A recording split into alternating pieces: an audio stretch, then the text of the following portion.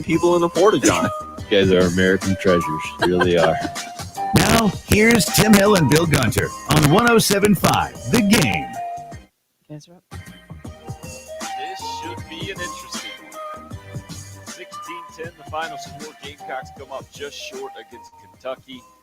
2-2 now through 4 games in 2021. The exact same record as Clemson football. Boy, if you didn't check out any NFL action yesterday, you missed a dramatic day that was capped off last night by the Green Bay Packers comeback win at San Francisco. A 66-yard field goal record for Justin Tucker and the Baltimore Ravens, just bouncing over the crossbar. Team USA, no problems at the Ryder Cup with a dominant performance led by Columbia native Dustin Johnson, going 5-0-0, first American to do that since 1979. Those are the first few things that come to my mind, Bill, as we start this morning. What about you? It was a really good sports weekend, some entertaining college football, just the Ryder Cup. Not really entertaining from a competitive standpoint, but I thought it was entertaining television. I actually watched a lot more of it than I have maybe in years past. Maybe that was something to do with kind of being laid up a little bit last week and watching a lot of the build-up on Golf Channel to the Ryder Cup, but got thoroughly involved in that on Friday and yesterday watching the singles matches and again, interesting, fun, compelling TV. Not really a competitive match, but doing that. Didn't watch quite as much NFL yesterday as you might have, and ready to go this morning because I'm sure people, as I've already looked at the text line, full of hot takes. Just plenty to get into from an interesting night at Williams-Brice Stadium Saturday night. As South Carolina just they get everything they want. Shane Beamer, everything he wants from the fans, and they can't find a way to capitalize on an incredible night, incredible day by the fans who came out and made it quite the atmosphere. Wait. KG starts at 3:27 this morning on the text People are ready line? to go, Tim. People had enough for the weekend. They were ready for the week, clearly. That's the only thing that's my big takeaway from the text line. People had enough of that weekend. They were ready for the week. KG says, can't wait to hear who has an honest observation of where we are as a team. We will beat Clemson this year, though. Bill, let me start with, I understand the emotional roller coaster that is college football, especially in Columbia, South Carolina.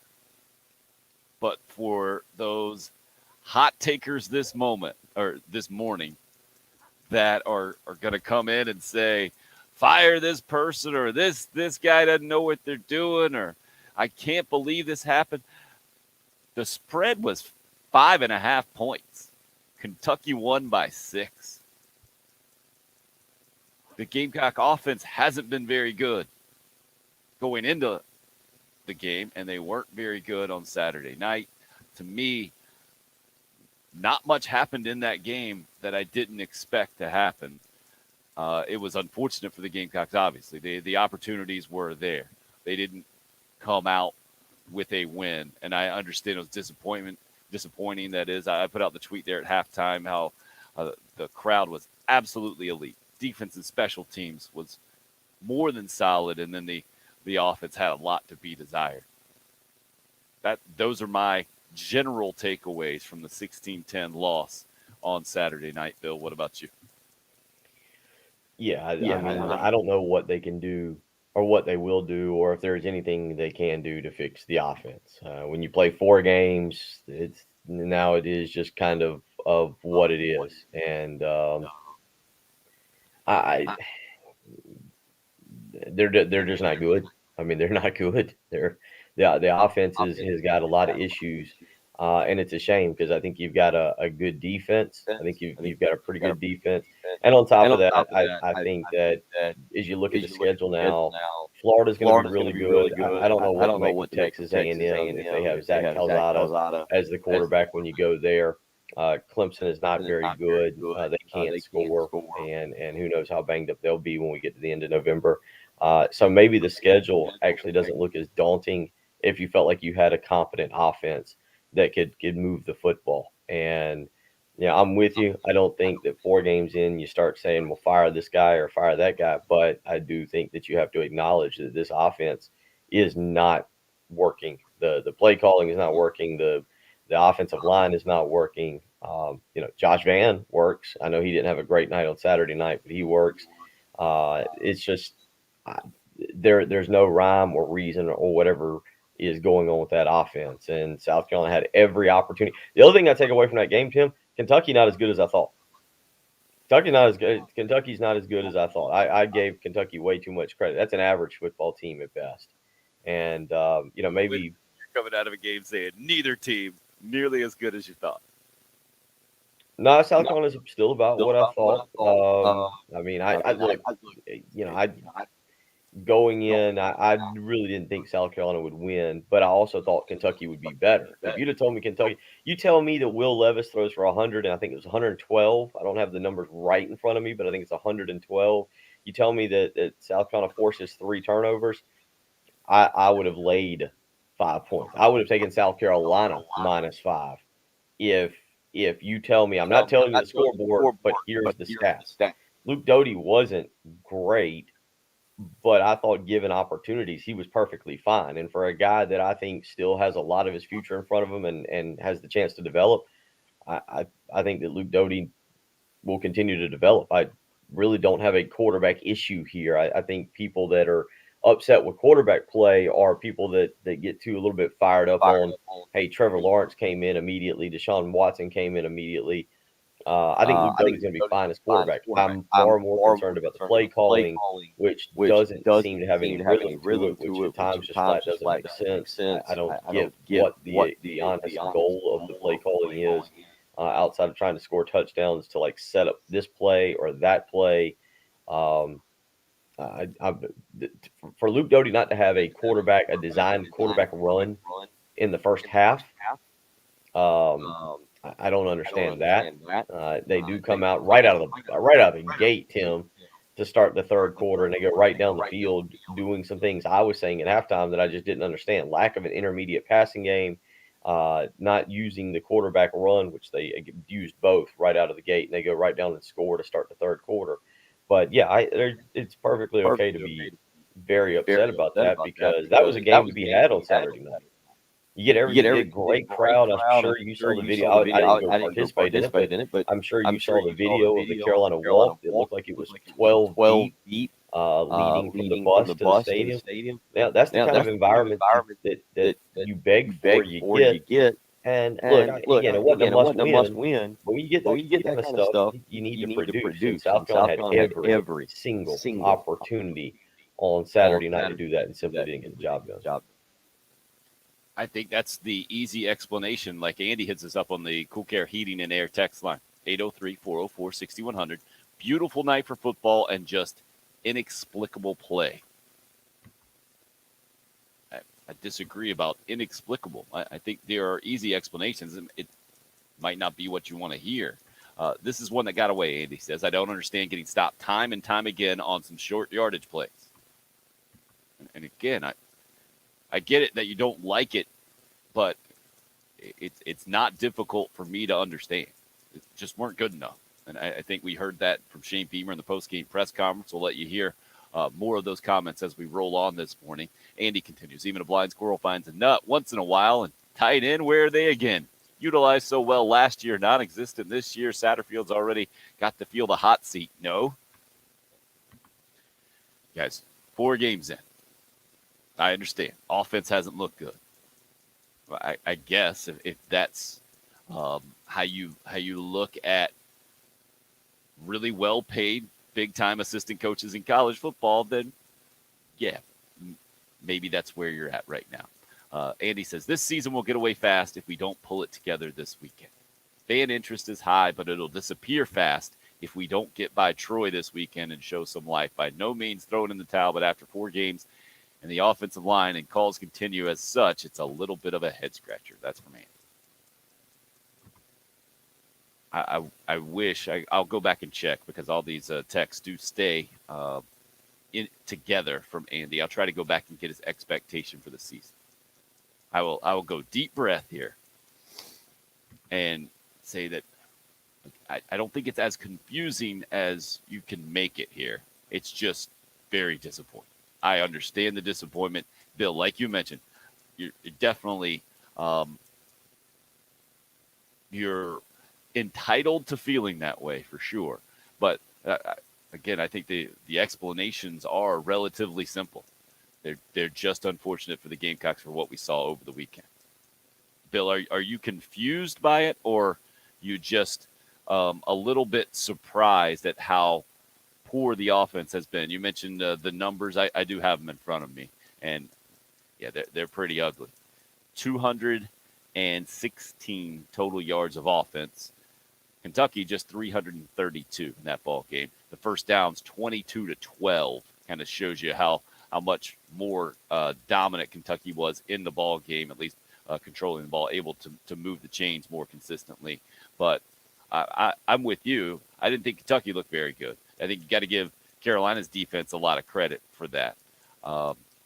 Kentucky didn't look very good offensively, and defensively they were what they've been. We've heard Perry Orr talk about the first game I think he watched, one of the first games he watched after his career. He was texting the coaching staff from the stands, trying to tell them what Kentucky was doing, and they play that bend, don't break style. I thought this was going to be kind of the game that was set up on paper. What happened on Saturday night wasn't a big surprise to me.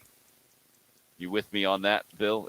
Disappointment, absolutely, from the Gamecock perspective. Surprise, that's where I get a little confused at some of the takes. Maybe not surprised with the outcome, but again, I expected Kentucky to be a lot better. Talent-wise, I don't know what I thought going into the game, whether they were even or Kentucky was slightly ahead. But, again, South Carolina should have won that football game. You forced 3 turnovers.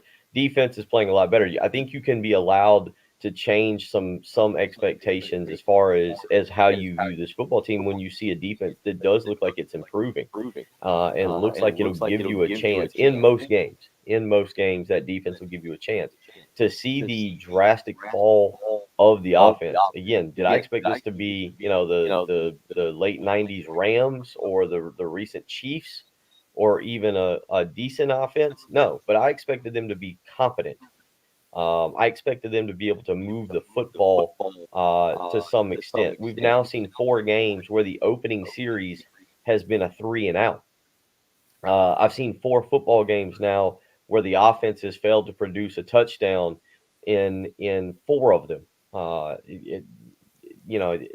We're now at a point where it's not just, okay, the offense is bad, but hey, they don't have anybody. No, they've got some guys. I mean, talent-wise, again, let's be clear on this. This isn't a great and overly talented football team, but it's not one void of talent. There are players on that offense, and one of them has emerged that we didn't know about in Josh Vann.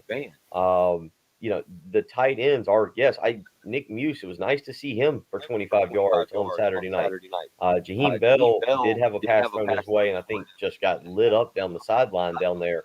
But I saw him pop back up and walking up and down the sideline. But that was a guy that you thought, all right, he's got the chance to be more of a weapon this year. But just simply getting the ball to guys in certain positions.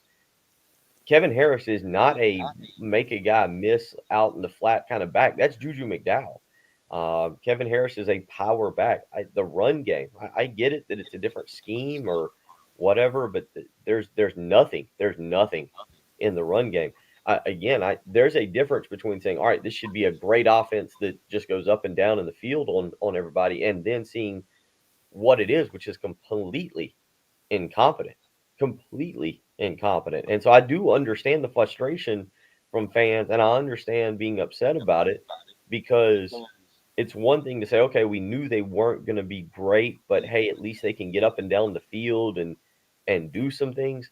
This team right now, I was shocked. You see the line for this coming weekend, the Troy spread. I don't know if people have seen this, but have you seen 9, I believe, right? Opened up at 9. Like last night, if you'd have asked me prior to that, I was like, I don't know if South Carolina can score 21 against Troy. Troy defensively is not a bad football team.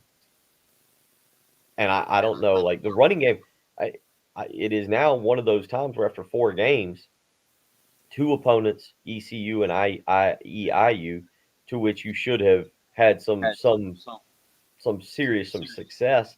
And again, I'm not now looking at Kentucky as a team that South Carolina is either that far behind, or I guess you probably have to say is that far behind them because they've won 7 out of 8, which is fun to say.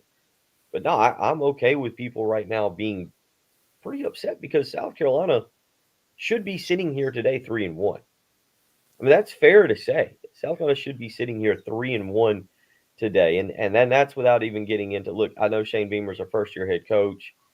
Going for it, that's a whole nother discussion there in its own self. 13-7, 10:51 to go in the fourth quarter. You're down there at the 20, and you got an opportunity to cut it to 3. The crowd's into the game. The defense is playing lights out. I understand I heard Shane Beamer's explanation twice after the game and then last night on the teleconference. I appreciate him standing up for it. That's part of life, is having your own opinion and what you would have done. That's part of being a head coach. I still don't agree with it. I'd have kicked it, made it 13-10, put myself within 1 score. I don't know. There's just several things out of that game that I think leave a lot to be desired right now. And it's okay to be upset about that on a Monday morning. It was definitely okay on Sunday. It was definitely okay if you woke up Sunday. I put out the tweet from Daniel Bonds of the sun coming up, and that's maybe what this state needed, unless you're a Coastal Carolina fan. But I think, Tim, it's okay today to be a little agitated with an offense and with some decision making that really probably could have given you a victory. I guess my larger point is that when you have the same record as the preseason number 3 team in the country, a team that has fallen off a cliff offensively. The Gamecocks have struggled on offense, but you look going into the season, and if you're expecting much more than what you've seen right now, I think you are being hopeful and optimistic. If you're Clemson and you're expecting your offense to be one of the best offenses in college football, and you've seen what you've seen so far, like that emotional response I get, and I think is completely legit. The Gamecock one is just a different expectation thing. LeVar says, tough loss for Carolina. One thing I took away, our coach's decision-making really has to mature. Even with our guys play, a few decisions still give us a much better chance to win, referencing going for it there in the 4th instead of kicking the field goal. Bill, it makes me smile because having seen my first game at Williams-Brice Stadium in 1981, and it's not just at Williams-Brice, it's at every major college football stadium ever. When it's 4th down and anything, the crowd is always encouraging the coach to go for it. Always. No matter what. And now that I saw Shane Beamer do that twice, it was unsuccessful. Now it's a coach's decision-making process. That it was aggressive, man. It didn't work out. But I don't know if it's the coach's decision-making that you want to change. I think it's more of the execution.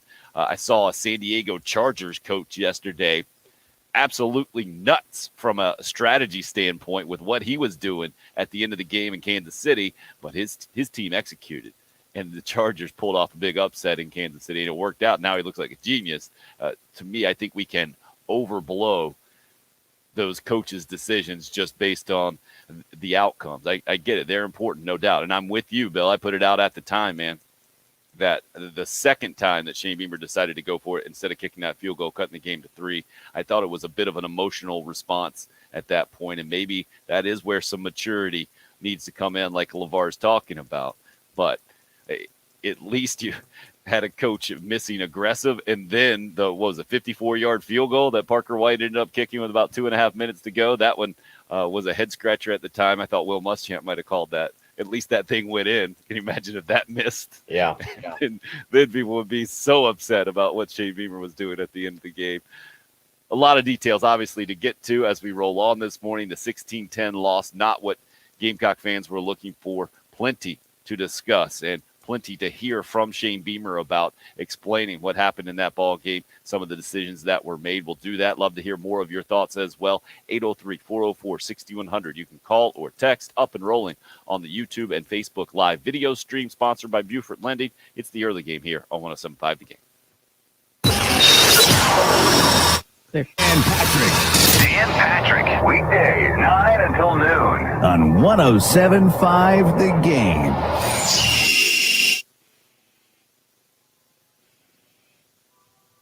From the Shepherd's Glass Traffic Center, Shepherd's Glass, a true reflection of quality. shepherdsglass.com. Couple accidents to let you know about this morning. I-20 eastbound. Bill, you There feel we go. good? All right.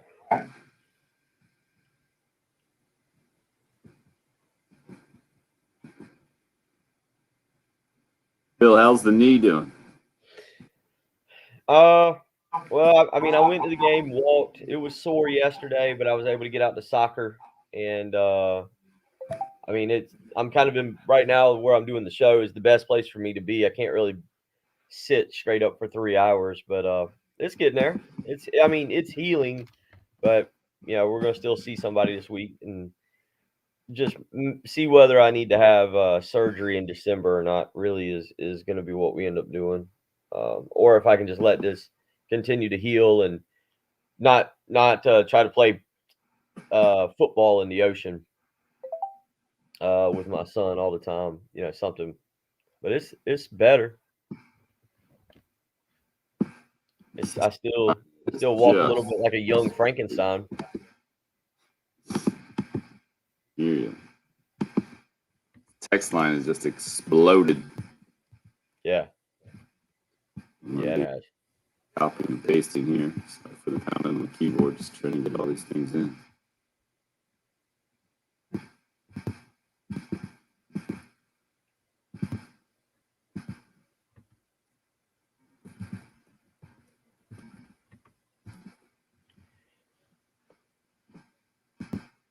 So how'd the flag football go?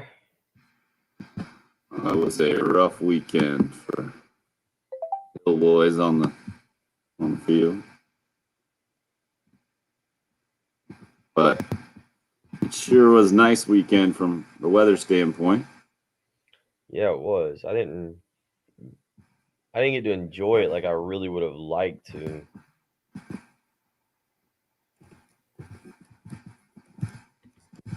Hopefully this weekend will be a little bit better.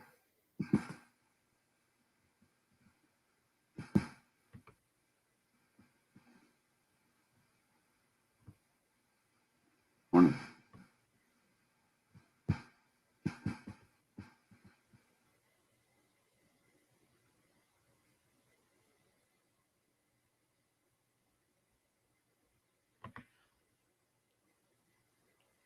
I watched a little game. That was Travis. You're talking about like Friday with Feinbaum or did Dawn, Frank, and Beamer all appear on SEC Nation Saturday morning or whatever their show is? Frank was on Friday and Dawn and Beamer on Saturday, I think. I thought Frank and Dawn were both on. I thought Frank and Dawn were both on Friday, and then Beamer was on. I thought like they all had separate interviews, but then I know Beamer was back Saturday because I saw him with Marty and Marty and Ryan. Yeah, no, Dawn was there Saturday morning because she had Champ with her. Did she?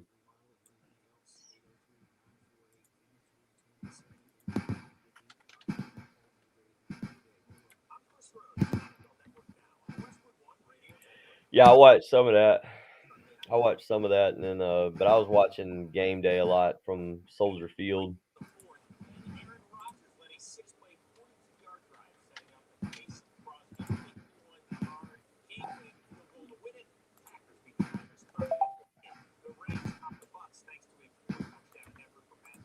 Yeah, Tim, you're right. The old text line is just it's on fire.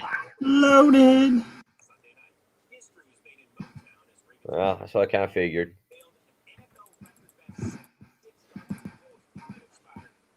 Yeah, I saw your dad on Saturday night, but I couldn't hobble to him in enough time. Yeah, that sounds about right because I know he wasn't staying still. Yeah.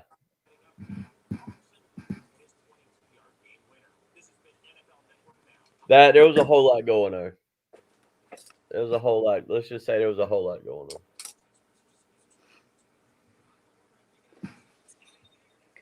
Oh, hey. Well, we did make the switch over the weekend. I started drinking coffee again, but I've gone to strictly black coffee. And I forget, I'll have to mention this a couple times because I can't remember on the live stream who said it, but we ordered a variety pack of Black Rifle coffee. You know, you can get that at like Cabela's if you ever go. Well, do they have the variety pack? Because like this one's got 4 different kinds of it's kind of I don't want to say the bland kinds because none of them are like flavored, but like it was like the silencer, the long rifle. I can't remember which ones are downstairs, Cool. but one of them was pretty good. One of them was real good. But yeah, we're back on right now. The black coffee kick right now to be on the safer side.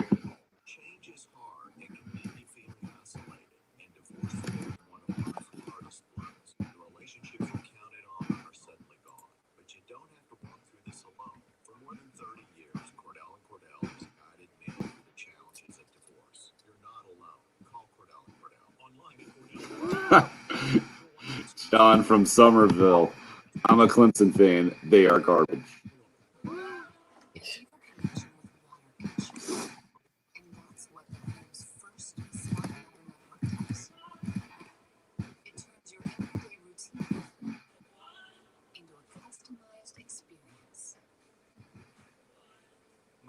Fill the baby's bottle.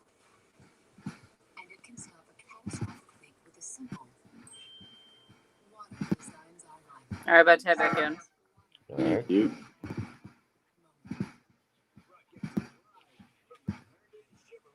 Jen, let's do some sound. Can we do that? Yep.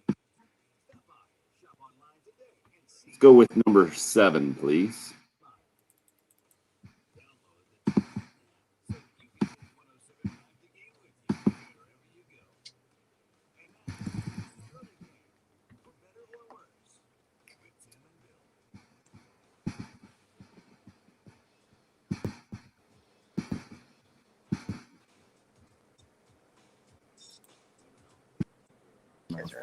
Played their butts off tonight and gave us every opportunity to win that game, and we didn't get it done. To me, a brief but kind of all-encompassing explanation from Shane Beamer after the 16-10 loss to Kentucky, where Carolina +3 in the turnover battle and just could not get enough offense to win the football game in front of a near sellout crowd. If it wasn't officially sold out, I never saw, I guess, one way or the other. It was 77,000 plus. I watched it on TV. Bill, I know you were there on TV. The atmosphere looked tremendous. I assume that's exactly what you got. I saw the pictures of Gamecock Walk kind of from the stadium above looking down, and it looked massive. Gamecock fans, as usual, Bill, I think, turned out and did their part in a huge way. Unfortunately, the team didn't quite cash in at the time, and that has left a lot of people feeling disappointed, frustrated, maybe as much as angry this morning. I get it, and this is our first, I think, true Monday morning football therapy show of 2021. Would you agree?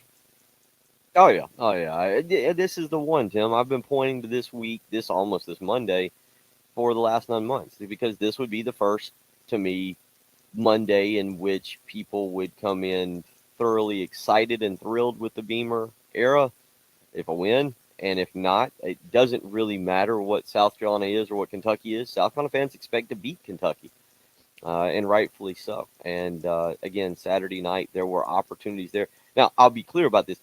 It's perfectly okay to be, in my opinion, the good news about the country we live in, we are all allowed to have our different opinions and so forth and so on. I don't think this means you give up on the coaching staff and you throw in the towel and you say, I'm never buying tickets again, or I'm not watching this team the rest of the year. My fall Saturdays are free. It's okay to be upset with what you're seeing. South Carolina had opportunities. And Tim, there's a part of me, and I don't know how to explain this properly because, again, I'm not trying to suggest that South Carolina is an 8 or 9 win team, but the defense is playing better than I expected. I believe, especially the next 3 games, that the defense will give South Carolina every opportunity in the world to win the next 3 games and be sitting at 5-2 when they go to Texas A&M on October 23rd. And again, right now, Texas A&M, at least with Zach Calzada, is not something to be completely fearful of like we were several weeks ago. And I think that can be a little bit of an upsetting thing because you see the improvement in the defense. Do they have to get better? Yes. They still did give up 140 yards to Chris Rodriguez on Saturday night, and Kentucky was at times on the ground able to move the football without much problem. But by and large, the defense would bow up. They'd get a stop. I mean, remember, the only touchdown this team gave up on Saturday night was on the opening drive. Kentucky came out, took it down the field, and then for the remainder, the next 55 minutes, South Carolina's defense really does the job. I mean, they do exactly what you're asking them to do.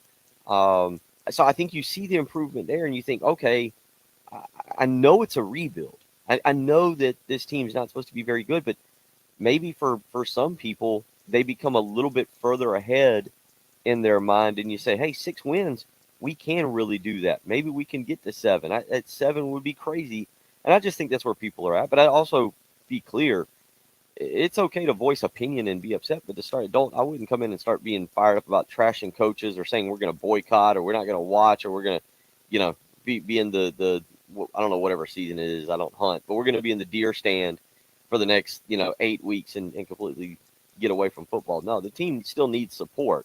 They still need 65 or 70,000 there on Saturday for Troy and in 2 weeks for Vanderbilt. The team still has a lot in front of them, but there's no questioning the offense right now is a mess and needs to be fixed quickly. That should make Matt in Lexington a little bit happier. He said a little bit earlier, I think Kentucky's a good team, but Bill isn't giving any credit to our defense. I heard a lot of credit right there. Matt did add, you just can't keep giving it to Kevin Harris when he's not working. Incredible that Harris, last time he played against Kentucky on the road last year, 210 rushing yards. And then what you saw on Saturday night, kind of the exact opposite. 12 carries, 38 yards. Just did not work offensively for sure. Tommy says, gave up too much on the ground on defense and the offensive line not good. It's still early, Jason says on the text line, but we got a long way to go. And how many times is the offensive line going to be pitched as a strength in the preseason, and then we see this? I think that every year.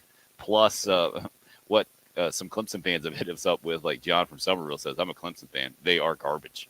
And Newberry Chris says, I can't tell if we're talking Clemson or Gamecock football. Somebody else hit us up, says it wouldn't be so bad if Dabo Swinney didn't say it's going to be one of the best teams he's had. I think especially from the receiver standpoint, Bill, I think that adds a bunch to the frustration, the offensive line struggles in particular, when you hear Shane Beamer come into the season saying that one of the tenets of college football that he learned from his dad, as long as you got good offensive or good lines, you got good special teams, you got a chance.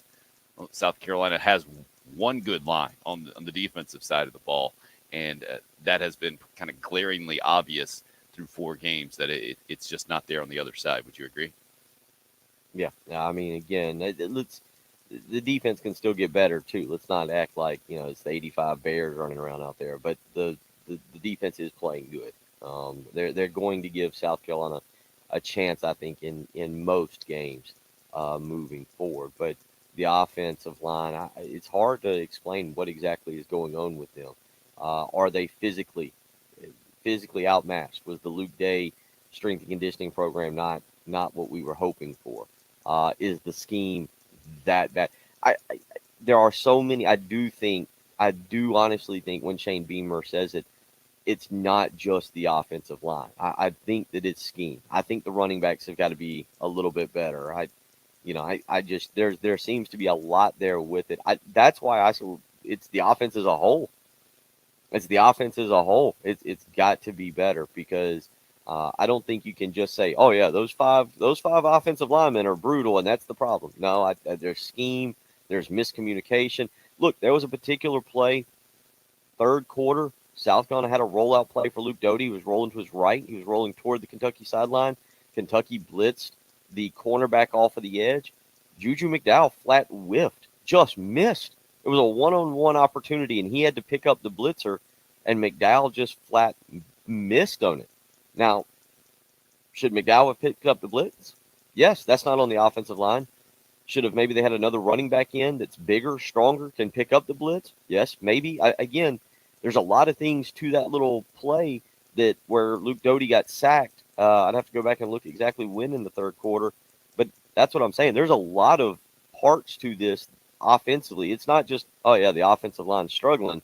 They are, but there's a whole bunch of issues I think there besides just, well, the offensive line is struggling. Let's get out to the Love Chevy phone lines. I know our buddy Gamecock Lucas has been waiting very patiently to weigh in on the 16-10 Carolina disappointing loss to Kentucky on Saturday night. Lucas, how you doing this Monday morning, sir?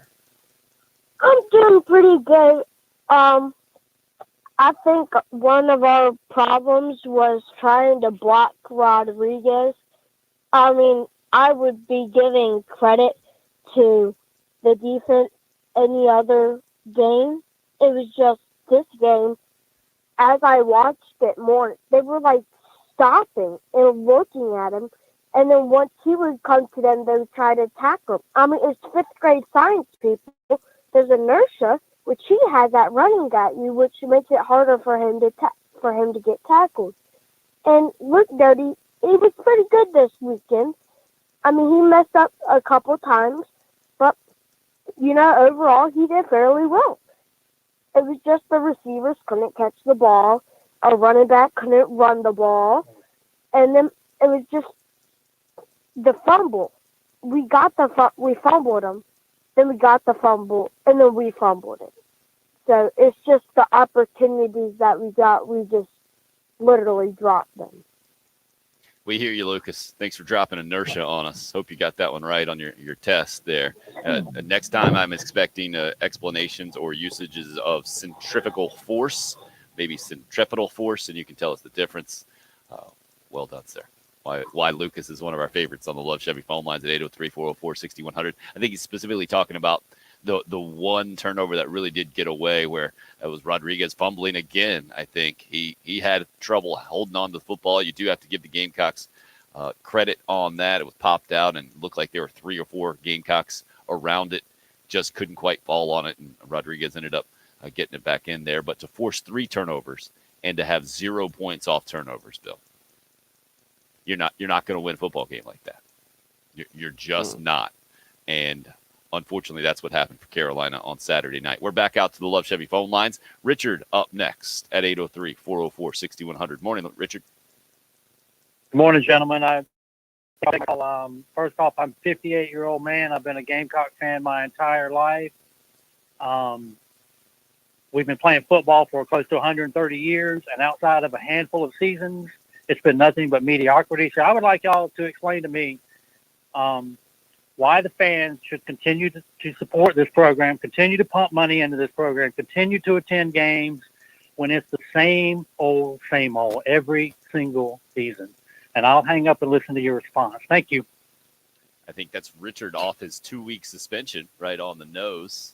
Thank you for keeping it clean and not berating Jen behind the scenes in the Herndon Chevrolet studios at 803-404-6100. I kind of disagree with the question there, or the premise of the question. I'm not here to tell you that you should support anything one way or another. I can give you the explanation, Richard, of why South Carolina fans support their program, because they're really good fans. And being a really good fan isn't just supporting your team when things are going well. Actually, it's the opposite, right? I think a really good fan this morning acknowledges the disappointment and the frustration and maybe a little bit of anger, but also has the perspective to understand that, hey, man, it was a 6-point loss to a pretty decent Kentucky team. I don't know how good Kentucky's going to be this year, but I'd say they're somewhere around 25 to 40 in the country. The Gamecocks are not that good this year so far. But the opportunities were there. The execution was not. Now, Bill, to your point, kind of zooming out a little bit, you're telling me South Carolina can't be 5-2? And after a 2-8 season, that would be a pretty strong bounce back, especially with the brand new coaching staff and the whole deal. So, Richard, if you want to throw your hands up and say, mediocre program, I don't want to support it anymore, that is certainly your right. I would just tell you then, don't say that you're a good fan. Bill, you have any response to Richard's question there? Well, or that you are a fan. Don't. No, say you're a that fan. You're just not a good no, fan. there's no if that's what you response do. to it. No, he's not a fan, Tim. He's not a fan. He's just an angry old man. That's what he is. I mean, look, money can go. If you want the honest answer, Richard, you have other stuff in your life you need to focus your money on, buddy. Pay your bills. If football bothers you that much, go do something else with your life, man. I had a moronic phone call. Don't worry about what everybody else is doing. Worry about yourself. Don't worry about what everybody else is spending their hard-earned money on. It's that simple. I mean, don't be a moron. How about that? Just go. There's 130 other football teams on. If you're that in college football, if you're that upset about it, go root for somebody else. Just go do it. You'll be happy. I promise you. You'll be much happier in life if you just go be an Alabama fan. Just so go do it. And text us and call us about Alabama. Continue to enjoy the show, but call us and tell us how great Alabama is. You will be much happier in life, Buddy Rowe. Buddy Rowe at the end? Didn't see that one coming. Bill coming in. That's right. Coming in hot this morning. Right. Maybe filling the void of Patrick not being here. He'll be producing Heath's show this afternoon from 4 to 7. If you want to get some Patrick Perrette hot takes, well, maybe you'll get a hot take or two. 803-404-6100. If you would like to join the show, you can call or text. Do it at your own peril. Bill is not putting up with it this morning. It's the early game. It's 107.5. Live, local, and free. We do sports. 107.5 The Game. Feel free to call and complain if you wish. You should call that radio station and let him have it. Remember, we are free of charge, after all. A great time to tell you this morning about foundation issues. I'm talking about Canty. Canty Foundation Specialist. Go to cantycanfixit.com. If you're having any kind of foundational issues, I'm talking about just at your home. We're not going to get too much into it.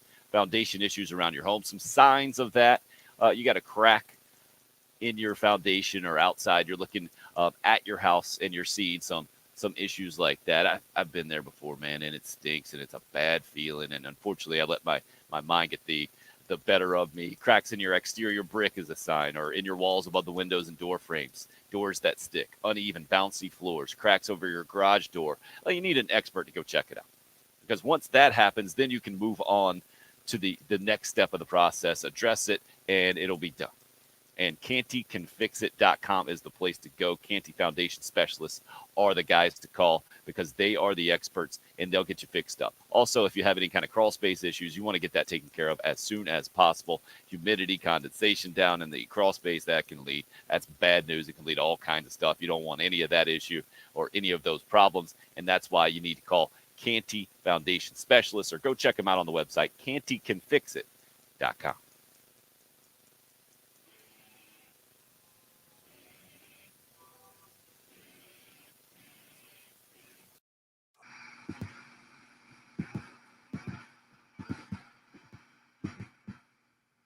Sorry, LeVar. It's a dumb question. It was a dumb question.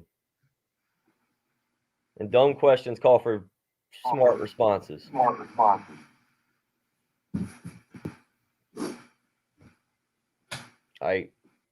It's football. It's football. At the end of the day, go do if it's that means that much, go do anything else. I'm with you there, Ernest. A great show as well. Underrated.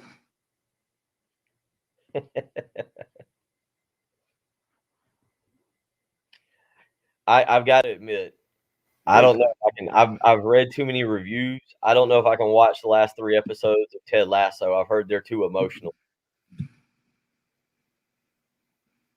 I think you and Patrick were kind of talking about that on Friday. Yeah, I just watched the one I think he was talking about. It's good, man. It's good.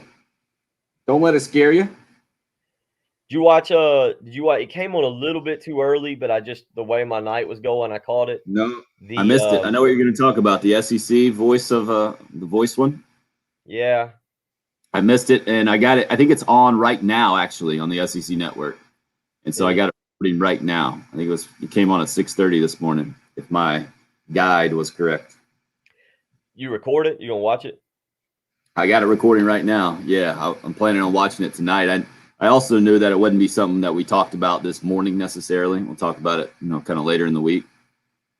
But I think some Arkansas fans were ticked that there was no mention of their guy. And then I know Bob Fulton wasn't mentioned either, but I guess he was only in the SEC for 3 years. Not a big surprise there. Yeah, I mean, without spoiling it for you, I thought it was good. Mm-hmm. I thought it left a lot to be desired. I kind of was more excited about it. There's some really good parts. Don't get me wrong. It's a good watch. I don't know. I felt like it could have been a little bit better. I feel like that one, when you got 14 different fan bases, Okay. to do something that's so kind of particular, it's a difficult task.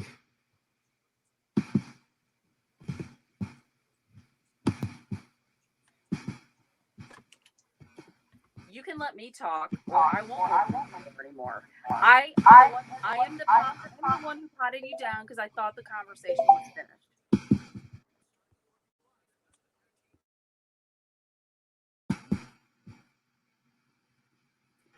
Looks like Richard's working on another suspension. Didn't he say he was going to hang up and Yeah, that's Richard. That just shows you how ridiculous he is. Jin, didn't he actually say he was going to take it off air? Jin, why did Jin mute it? Now she's off screen. Come on, Jin. I got a feeling Jin would be heading for a suspension. Unmute, Jin. We need to hear it. Tell him I'm not fat too. So it's pretty gutless to let Gunner make his statements about you and not let you restore them. Okay, well they have that right. Yeah. Well, tell him I'm not fat either. When you pay for the show, then you can have your own show.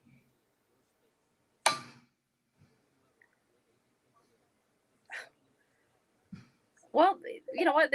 That's the nature. You are entitled to your opinion. No, he's not. No, he's not. He's made really bad opinions. But you're entitled to hang up on him, Jen. Yes. Just, all right. You know what? You're done. If you'd like to call back another time, you let us know, okay? Oh, I hung up on him once. I yelled at him, like literally yelled at him. Probably Chris down the hall heard it, and I hung up. Good for you, Jen. Good for you. So basically, his whole thing is, so it's okay for you guys to hang up on me and then talk trash about me. Is that how it is? I said, no, I don't think they were talking trash. I said they were debating your opinion. Why we didn't have the right to, they just go ahead and hang up on me. I said, for one thing, I'm the one that brought you down because I thought your conversation was done. He said he would take everything off air. Huh? He ended it that way. He said he would take everything off air. Yeah. So I'm so tired of his. Well, he's done. I will not answer his calls anymore. So. Good for you, Jen. Let's make it a 4-week suspension now. We just keep doubling it. It's what I do with my kids. Like, oh yeah, you don't like your 8-minute timeout? Right. 16-minute timeout. Welcome into the live stream. It's like, doggone. I try to be patient, but good Lord. And then he wasn't letting me get a word in. And that's when I yelled at him. I'm done. Good for you. So, all right. So we have David.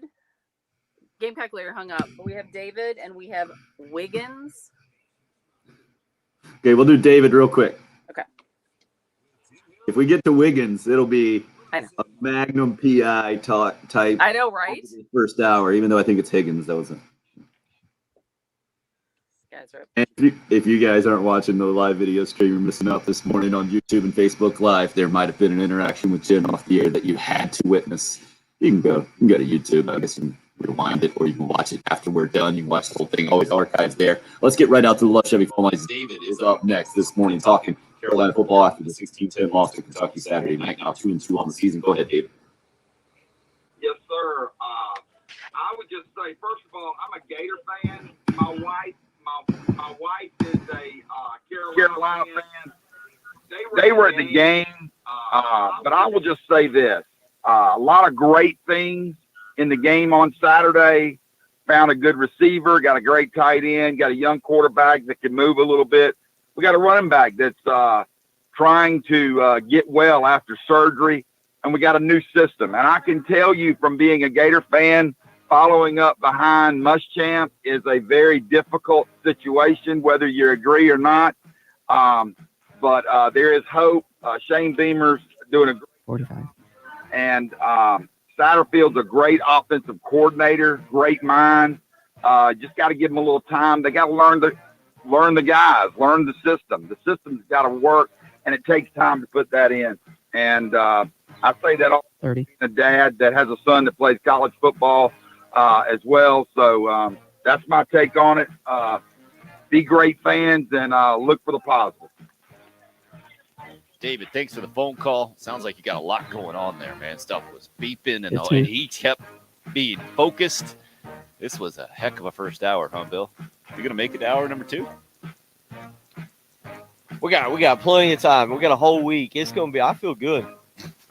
Contrary to popular belief, South Carolina head women's basketball coach Taylor, and you're listening to the home of the Gamecocks, WNKT, Eastover, Columbia, 105.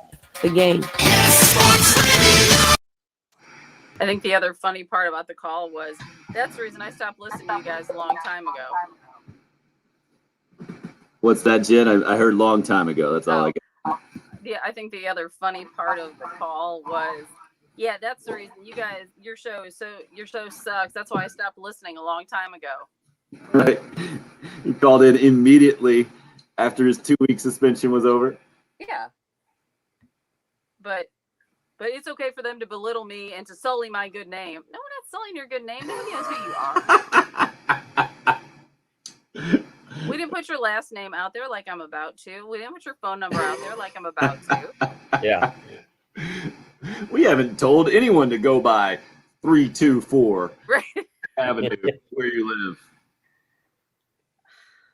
Like I said, I usually just try to be calm and just let it go. And man, I'm not having it this morning. Nope. Trust me, I don't want to go into all the detail, but it was a weekend full of I can do what I want, and I'm gonna cuss you out if you don't like it. And it was quite the interaction. Oh, fantastic. 2 of them this weekend. From people that listen to the show? No. Just personal mess? Yeah, stuff that I'm just randomly around. I really had nothing. Neither of them had anything to do. It was things that I observed. Gotcha. That. Let me see if I can do some more copy and pasting off this I was gonna text. say, you're still 30 minutes behind on the text line. Yep, I am.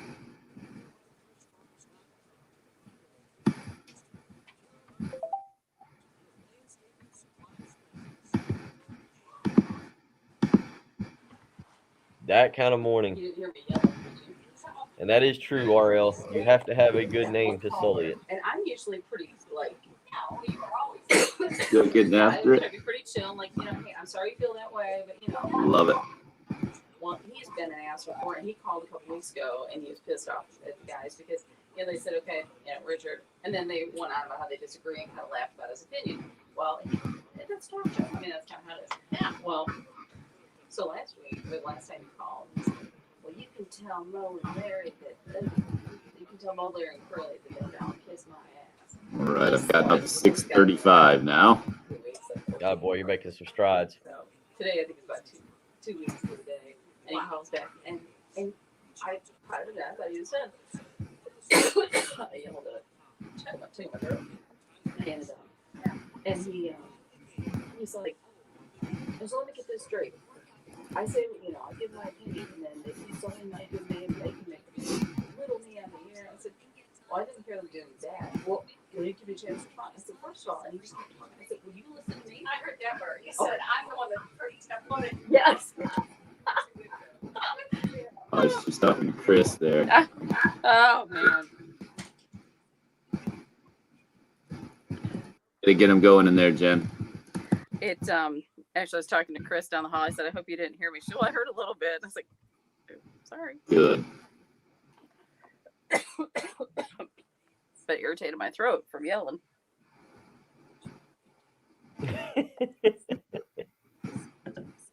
He did kind of, John. He did kind of on the text line. He kind of.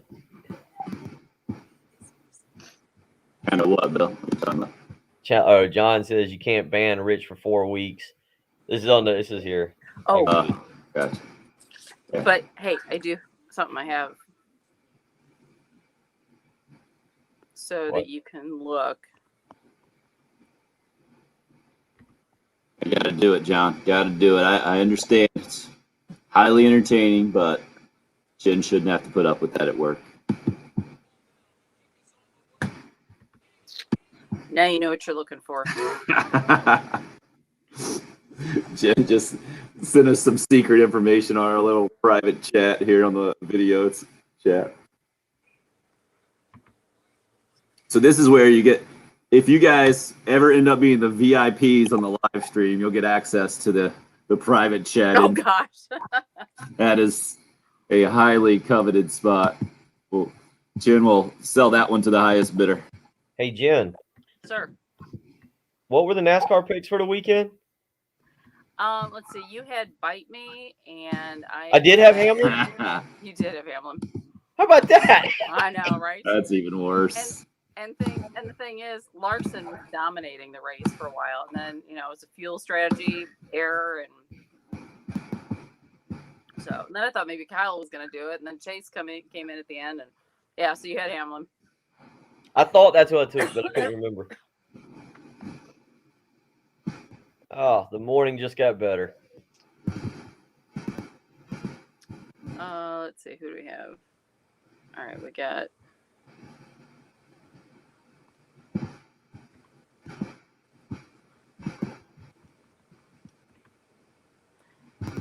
Gamecock Larry is back. We have another caller. Excellent. We'll start with Larry, and I wanted to start with a little Shane sound, one of those quick ones off the top, Jen. Okay.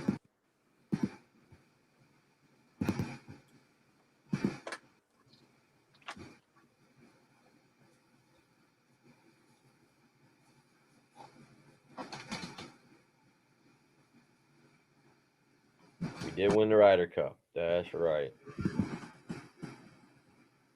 Got Gamecock Larry and Corey is what I'm seeing. It's true, Craig. That happened in dominating fashion. Everybody's on your team, Jen. Agreed, John. There is no doubt I'm taking Jen over Richard 8 days a week in that matchup.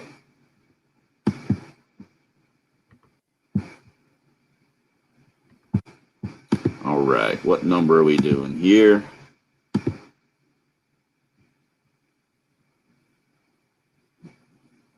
Troy's not bad. Sunny, they're not. I mean, South Carolina should win the game, but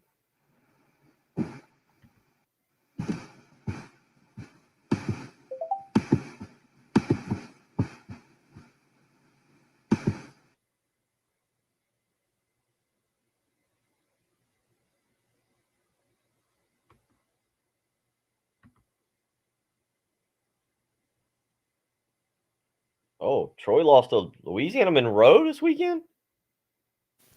It wasn't the 4 he gave after the Georgia game that has kind of taken on a life of its own nationally, but you can hear the frustration / anger, disappointment, whatever emotion you want to assign it from Shane Beamer after the 16-10 loss. Kentucky over Carolina at Williams-Brice Stadium, a packed, energized, tremendous college football environment on Saturday night. And Bill, you were there. I was not. So why don't we start hour number 2 with how it felt to be back inside that kind of environment at Williams-Brice Stadium for the first time in a while? It was fun. I mean, it was a great day-long experience. Of course, I was out there a little bit earlier at 1:30-ish to do the pregame show with Heath. So it was a long day for me, just in terms of getting out there but watching everything evolve there in Gamecock Park and seeing the crowd, the electricity, that people just had kind of the excitement to be back. and there was optimism. There was optimism. There was a lot of people that really thought that South Carolina would go in and find a way to win the ball game.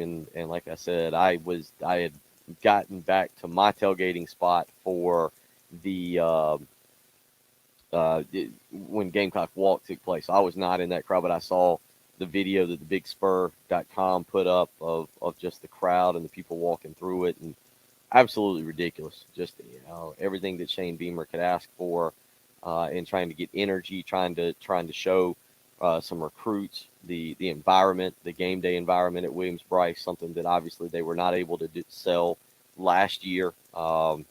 And it's been a while since we've seen that kind of environment there, and it was something to behold. And then 2001, I know the away stands. I don't know the directional stands, whichever it is, whatever side is behind the visitors.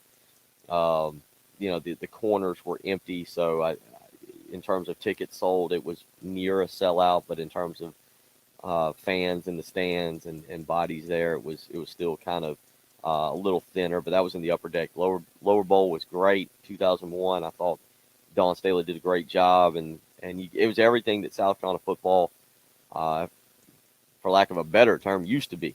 And you had the excitement, you had everything going. Unfortunately, just you need some offense. Defense can only do so much, Tim. We were debating this yesterday, just in terms of debilitating to fans. Debilitating to fans. Is it more debilitating as a fan to have no confidence in your offense or no confidence in your defense? Like, if you have to be bad at one, isn't it better to believe you can go and outscore the opponent anytime? As opposed to, once the opponent scores, I don't think we have a chance. Yeah, I agree with you completely. And this team is, man, the defensive strides, I'm trying to say, the strides made on defense from 2020 here to 2021, Clayton White deserves a ton of credit. You got a guy who's tied for the lead in the country in interceptions, and Jalen Foster back there. 3 turnovers. The Gamecocks +3. I guess the offense does deserve a little credit for not turning the ball over. But turning the ball over on downs when you go for it on 4th down, it is a turnover by definition. We just don't put it in the exact turnover category.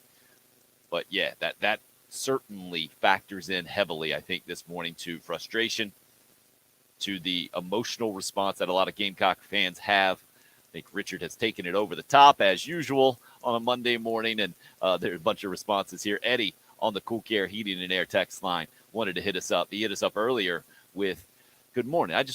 I want Gamecock Nation to relax. This is year 0 for Shane Beamer. The coaching staff and players all learning together. They're pouring a foundation this year. I'm still excited about the future. And then he added, please ban Richard. We support the program because it's our program. If Richard doesn't want to be a Gamecock fan, nobody will miss it. I hear there are 132 other college football teams to choose from. Have a great show, gang. That's from Eddie. And again, if you missed in hour number 1, Richard basically just asked or pointed out that this is what Gamecock football has been for more than 100 years, mediocre, and why should fans continue to support the program? I think that was I told him I just kind of disagree with the premise of the question. You don't have to. No one's telling you you do, but that's what good fans do. You support your team and program no matter what, and especially at times when you're needed the most. And Bill, I would say this is what my take was last week, as opposed to you and you mentioned in hour number 1, how you've been pointing towards this game specifically, that game specifically, I should say, what happened Saturday night, Kentucky, Carolina. To me, this was more of a 4-game sample size for the 2021 season that started with what we saw on Saturday night and continues now with Troy coming to town 3:30 this Saturday, and the Gamecocks opened a 9-point favorite there. You got Vanderbilt in the mix. You got Tennessee in the mix. To me, this whole 4-game sample size is going to be much more of a representation, I think, of year 1 for Shane Beamer and this new coaching staff, as opposed to just Saturday night, because I get it that you're disappointed, frustrated, the whole thing, but then you guys also understand that the Vegas over-under this season for Carolina was 3.5, and Kentucky was favored by about the exact number of points that they won the game by on Saturday night. So it's not surprising to anyone. It's wildly disappointing and frustrating, and I get all of that stuff. But to me, the next 3 weeks now continues to be the most important part of the Carolina season, and really the future of the Gamecock program, because, Bill, I also saw a bunch of social media videos, a big recruiting weekend, and I think recruits across the board really impressed with the environment. I don't know how you could have been in that stadium and not been impressed from a recruiting standpoint. Yeah, I mean, look, I know a lot of people will say, well, offensive players see that, and they'll probably say, why do they want to come play for that offense? Because a lot of times they still listen to the sales pitch that is the coaching staff saying, hey, we need you to make the offense work. With you, the offense looks a lot better. That's probably the selling point to Antonio Williams this weekend. I know people are talking about some dropped passes, and certainly there was a couple opportunities there. The Takarion Joyner drop on the 4th and 3, even though he wouldn't have gotten the first down. Jalen Brooks certainly had the opportunity there on the 4th and 5 that would have converted the first down. So, yeah, you got to catch those passes, and that's a selling point maybe to recruits is, hey, you come in here, you got a chance to make an impact pretty quickly, and recruits will tend to believe that. So, yeah, at the end of the day, incredible environment for what they were trying to pull off. Really, I think the win was there to be had. I think that's maybe what bothers people the most. You had a chance to get to 3-1, to really keep that energy. And then again, you look down the schedule. We were talking, Troy had been playing fairly well, kept a game in check recently against Liberty. They lost over the weekend 29-16 to Louisiana Monroe, the Fighting Terry Bowdens. And that's amazing. Louisiana Monroe is not a good football team. So maybe that's why Troy opens as a 9-point underdog here on the road Saturday against South Carolina. So we'll see. But the opportunity to play Troy, look, Tennessee is, going to be a competitive game, but it's one South Carolina can win, and then South Carolina should certainly win the Vanderbilt game, as Vanderbilt just looks atrocious right now. So with all that in mind, I think a lot of people see the opportunity for a bigger season than was expected. They see that Vegas spread, and they think, man, with a win Saturday, we could have been 3-1. You look at the next 3, Vegas was saying this. And then again, you look down the line, we don't know what exactly Texas A&M's going to end up being. Auburn needed a touchdown pass from TJ Finley in the final minute to beat Georgia State. We know what Clemson is now looking like. While I'm not saying that South Carolina is better than Texas A&M, Auburn, or Clemson, 2 of those games are at home, and you think, man, if we had some kind of offense and the defense continues to improve, who knows what kind of upset we could pull. 803-404-6100. Let's let Gamecock Larry lead us off on the Love Chevy phone lines here as we kick off hour number 2. Gamecock Larry, the floor is yours, sir. Hope you're feeling a little bit better than the last time we talked to you. Well, I feel pretty good, but let me tell Richard something. Richard, there ain't no Gamecock fan that's been disappointed or seen good and the bad and over Gamecock Larry. But you don't have to be a Gamecock fan. It won't cost you a dime not to be a Gamecock fan. So another guy that called just before, the Gator fan, he's 100% right. I mean, I think we got to let the staff learn together. Now, this staff hadn't coached together. It's brand new. We're going to be okay. And all you Fairweather fans say, well, get rid of this guy, get rid of this guy. Then you're going to start right back like you was 2 or 3 years ago with old Muschamp. Well, I'll tell you what, I've seen old Muschamp on that TV there Saturday in that 62-0 loss. It might have been more than that. I don't forget what it was. But they inferred there. ESPN rated them number 1. I don't see how Alabama can lose if they still won and they were number 1 before the game started. But I know I'm all rattled up with all kind of ways. But Gamecock Nation, let's stay in there. We're gonna be okay. Shane Beamer and this staff will have us in the Final Four in 2024. And by the way, old Clemson Sean, I called him Saturday night, and he made a mistake and answered his phone. I had a good time talking to my buddy. Go Gamecocks. If that doesn't get me in a good mood, I don't know what can. On a Monday morning, Mark says, hope everyone's having a nice therapy session today. That made me feel better about it for sure. Plenty more of your comments. 803-404-6100. More for Shane Beamer as well as a way of explanation in that 16-10 loss to Kentucky on Saturday night. Just getting going here in hour 2. It's the early game on 107.5.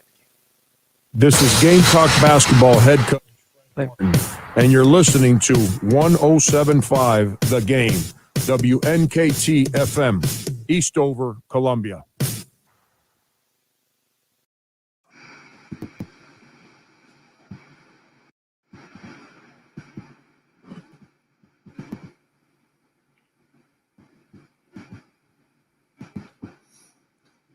Ken, you need us to do something here? Here's the. Okay. What you need?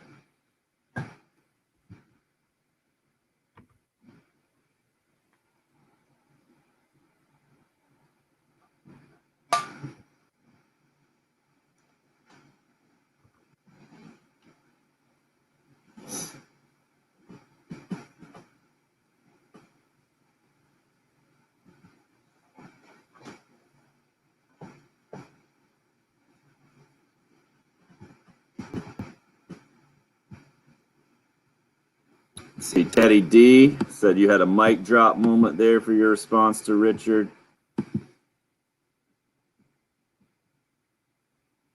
Are we still going through text messages? Yeah, I'm just up to 650, so my apologies to be 30-ish minutes behind. Put in Joey from Sumter's here.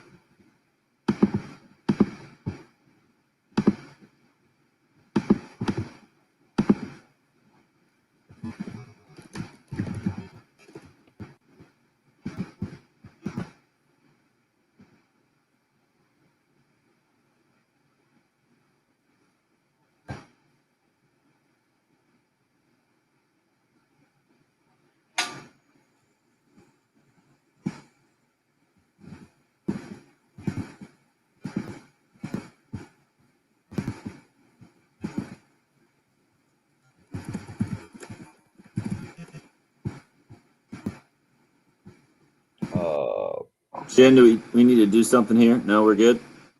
No, you're good. Just Okay. 20 and 40. Yeah. So we got just Ken on the phone right now. Yeah. Thank you.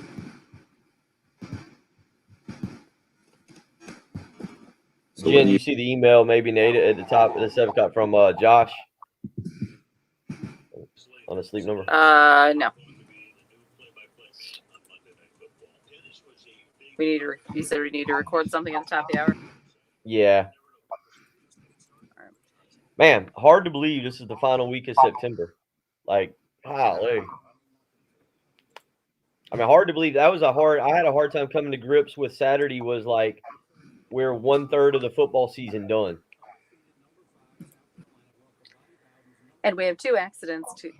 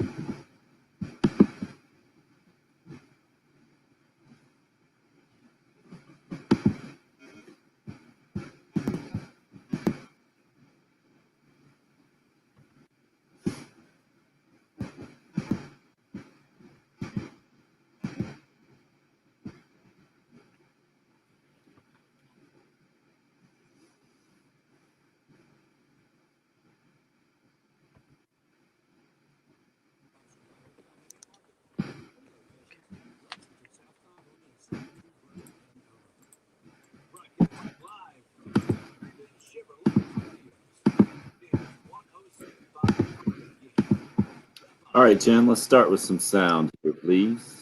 All right.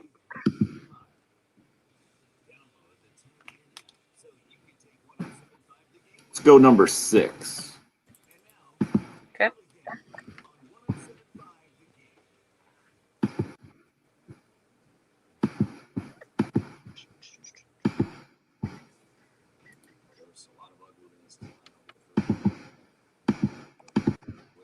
Guys just kept competing and fighting and battling till the end. That's something we can. I'm very proud of our players' effort tonight, and I hope our fans recognize that, how hard they played and how much they just battled. Now we've got to continue to help them as coaches and get this offense better quickly. Shane Beamer after the 16-10 loss to Kentucky on Saturday night, and another big part of the takeaway that I have from the weekend, Bill. Again, I went into this with the expectation that you win it. That definitely changes the tone of year number 1 under Shane Beamer, pushes you in the positive direction. Instantly, you got a chance to be 6-1. But if you don't, you needed to be competitive. And Carolina was absolutely competitive in this thing, had every opportunity to win. So I understand all the frustration getting aired this morning. I get it. We're Monday morning football therapy. You got to get those feelings and emotions out. And I think what we're hearing is the deep investment from a lot of Gamecock fans for a lot of years and maybe not a lot of return on investment, especially in the last couple of years with 16 combined losses. But overall, to lose this one, how they lost this one, to me, if not, acceptable might not be the right word. Encouraging might not be the right word, but it's somewhere in that vein, I think, moving forward from the zoomed out program perspective for Shane Beamer and this coaching staff in year number 1. Do you understand at all what I'm coming from, or you seem like you might not be completely on board with that take? I think it's a lot. I think there's more to it than anything else. I think there's a lot of people who are very realistic that South Carolina's program is in a complete rebuild right now, and that this is going to take years. And it's kind of survive in advance mode right now. Win a game, and move on. Look, people weren't thrilled with the East Carolina game, but you know what? South Carolina found a way to do? They won, and people stayed excited. People can live with last weekend against Georgia. They understood that there is a significant difference right now between Georgia and South Carolina. And quite frankly, Georgia does look like they're on another level. 35, I know it's Vanderbilt, but 35 points in the first quarter, Georgia's humming. I'm showing you 4. Bill, do you know what 4 is from that game? The number of first downs. Wait, which game? The Georgia-Vanderbilt game? Yeah, Vandy had the number of first downs for Vanderbilt? Vandy had 4 first downs. They had 77 total yards, gave up 62 points. I agree. I think that was encouraging, a lot like East Carolina's comeback win against Marshall after Carolina played them was also an encouraging sign for the season. I think, and this is where I'm okay with it, because I think most people that we're hearing from, the vast majority today, are still completely on board. They understand that the rebuild is coming, but it's kind of like, man, this rebuild could be quicker if we can get the offense going. And some of that, again, is recruiting better talent. It's getting some better wide receivers in. It's improving the offensive line.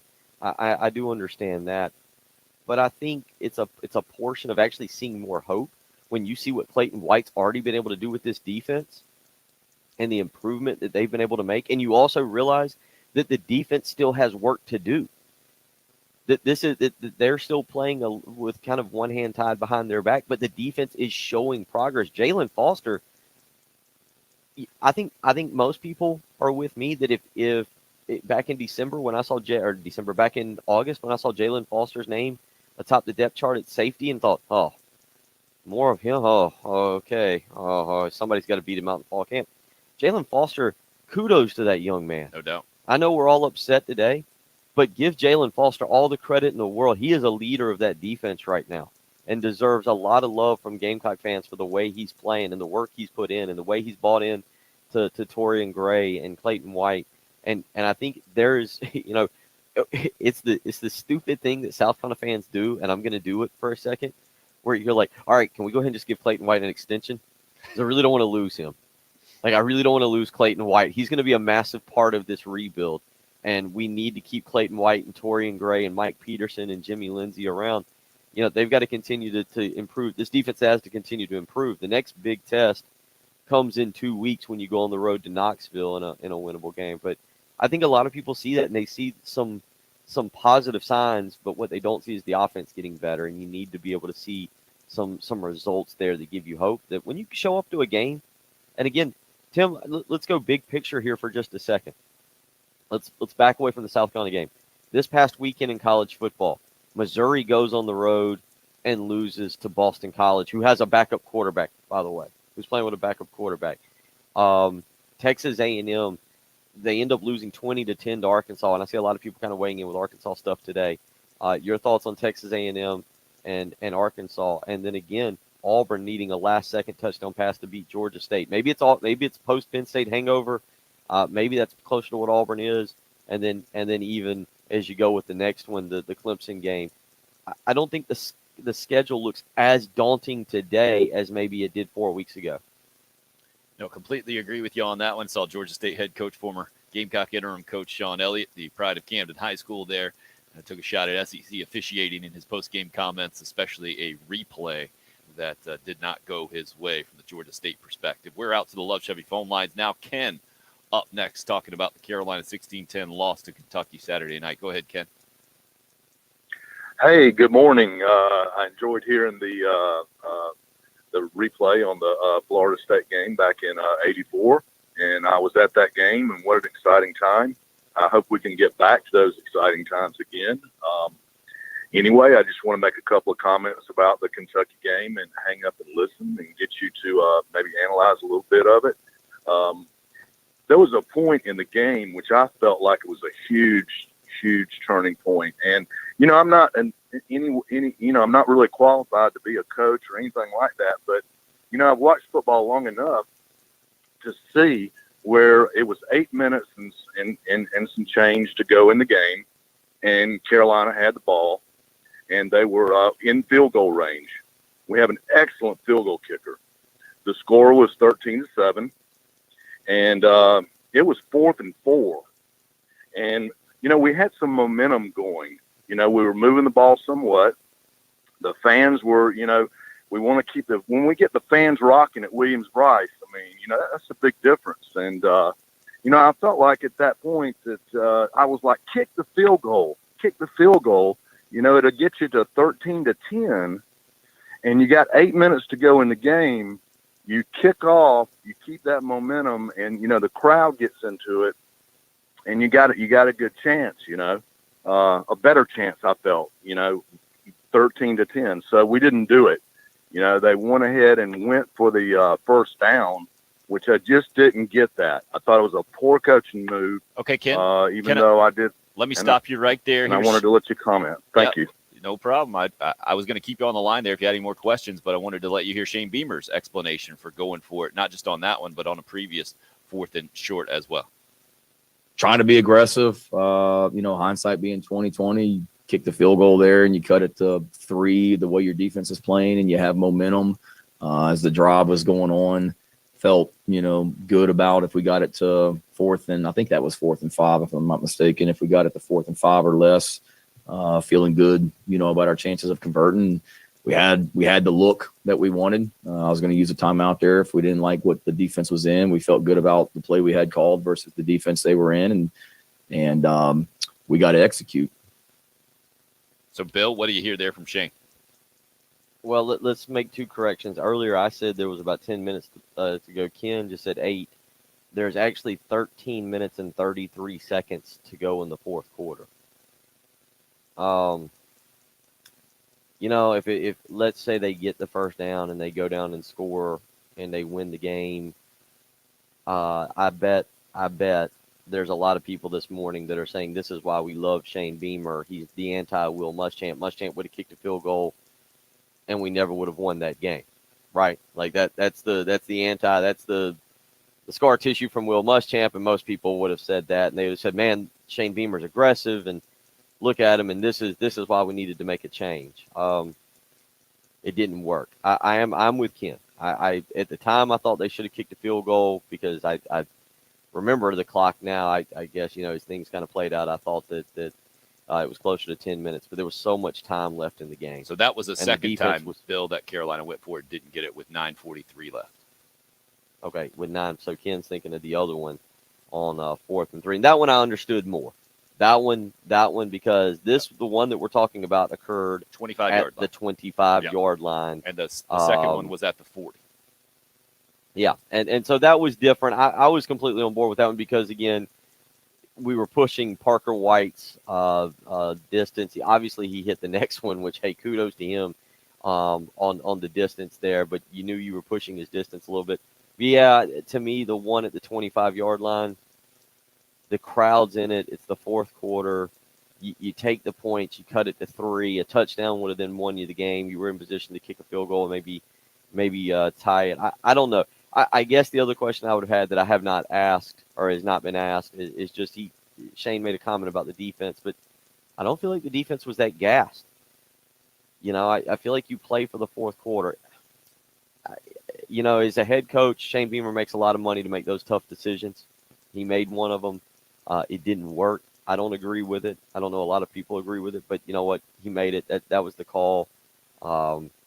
If they'd have gone down and scored a touchdown again, everybody this morning is talking and they win. Everybody, Tim's talking entirely different, saying that's why we want him as our coach. Aggressive. He didn't pull a Muschamp and settle for the field goal. So if it works, he's a hero. It didn't, and yeah, we get the right to question him this morning. I think mistakes are going to happen in any college football season, and for any first-year head coach for sure. I think a fan base can live with aggressive mistakes a lot more than the passive mistakes or settling to play more conservatively. I guess we'll see maybe more this morning and more as the 2021 season goes. 803-404-6100 is the number. We're going to kick off the second half of the show, let you hear more from Shane Beamer in that post-game press conference when we come back. 803-404-6100. Again, you can call or text. Love to get all of your thoughts, feelings, emotions out there on a Monday morning football therapy session here on the early game. It's 107.5 The Game. College football playoffs are here. Sometime, crew is up against it. The breaks are beating the boys. Tell them to get out there and give it all they've got. And win just one zipper. College football playoffs are here on 107.5 The Game. We are here to help. We are professionals, allegedly. I don't know if we're professional help for you, though, this morning. We're doing our best. I can recommend some professional help that I can guarantee you will be very helpful around your home because I've seen them do it a couple of times at my home. Zero Res. ZeroResColumbia.com is the place to go to find out all the information about Zero Res carpet and air duct cleaning. And what you'll find, what you need to remember about Zero Res is that they do it differently than anybody else out there. They have a patented ZR water system. That means no harsh chemicals involved in their cleaning process. That's especially important to me with 8, 6, and a 1.5-year-old boys always tearing up my house and the carpets and the floors and the whole thing. But I had nothing to worry about when Zero Res came out to my house. Also, no leftover soapy residue. My carpets have stayed cleaner longer. Yours can as well. And Zero Res has a great deal for you. 3 rooms of carpet cleaned, only $119 plus a free hallway when you mention me, Tim Hill. Give them a call right now at 803-262-4020. You can book your appointment right now online at ZeroResColumbia.com. That's Zero Res. Spell it backwards or forwards. It's the right way to clean.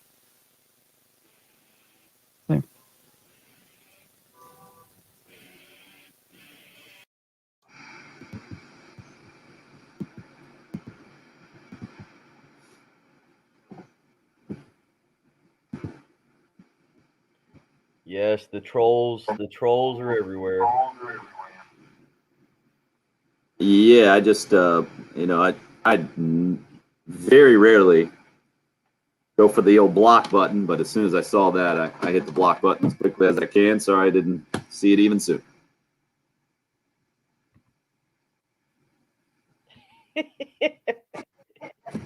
It's all right.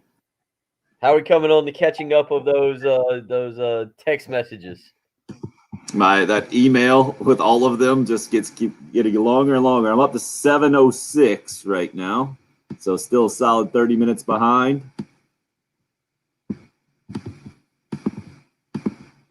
but I think in reading them, I'm about an hour behind.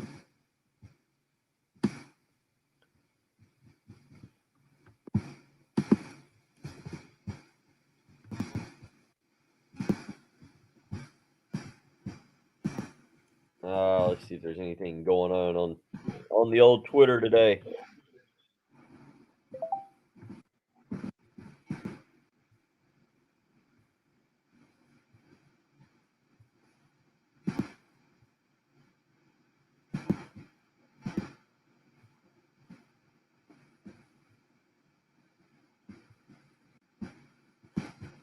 Oh yeah, McElroy's interview yesterday after he lost, the emotional interview. That was a good interview. There's a lot of good interviews. Retweeted that thing, man. That was amazing.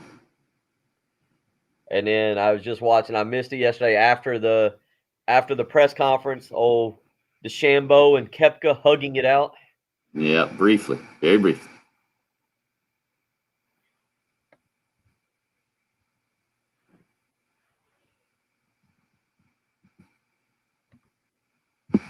You see the Dustin Johnson response about being able to party with the young guys? So he edited himself, right? That's what I saw. That was, Okay. that was amazing.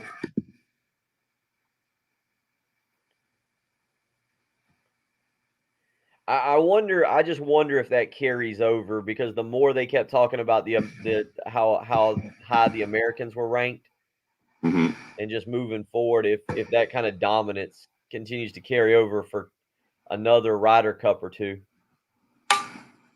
Yeah, what was it? How many rookies for the Americans there? Was it 8? Something like that? Oh, 6, but you could be right. It was a bunch.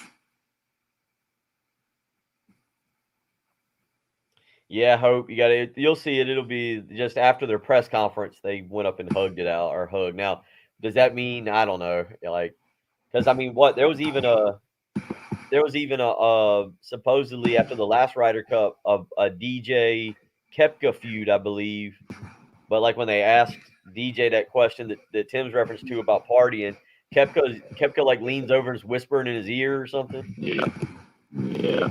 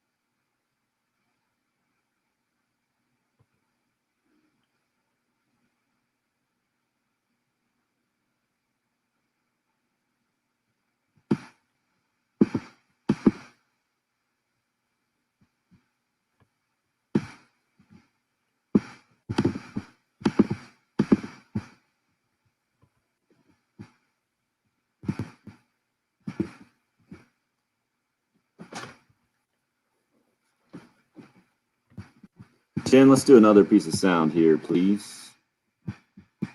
About Doty. Let's do number 5.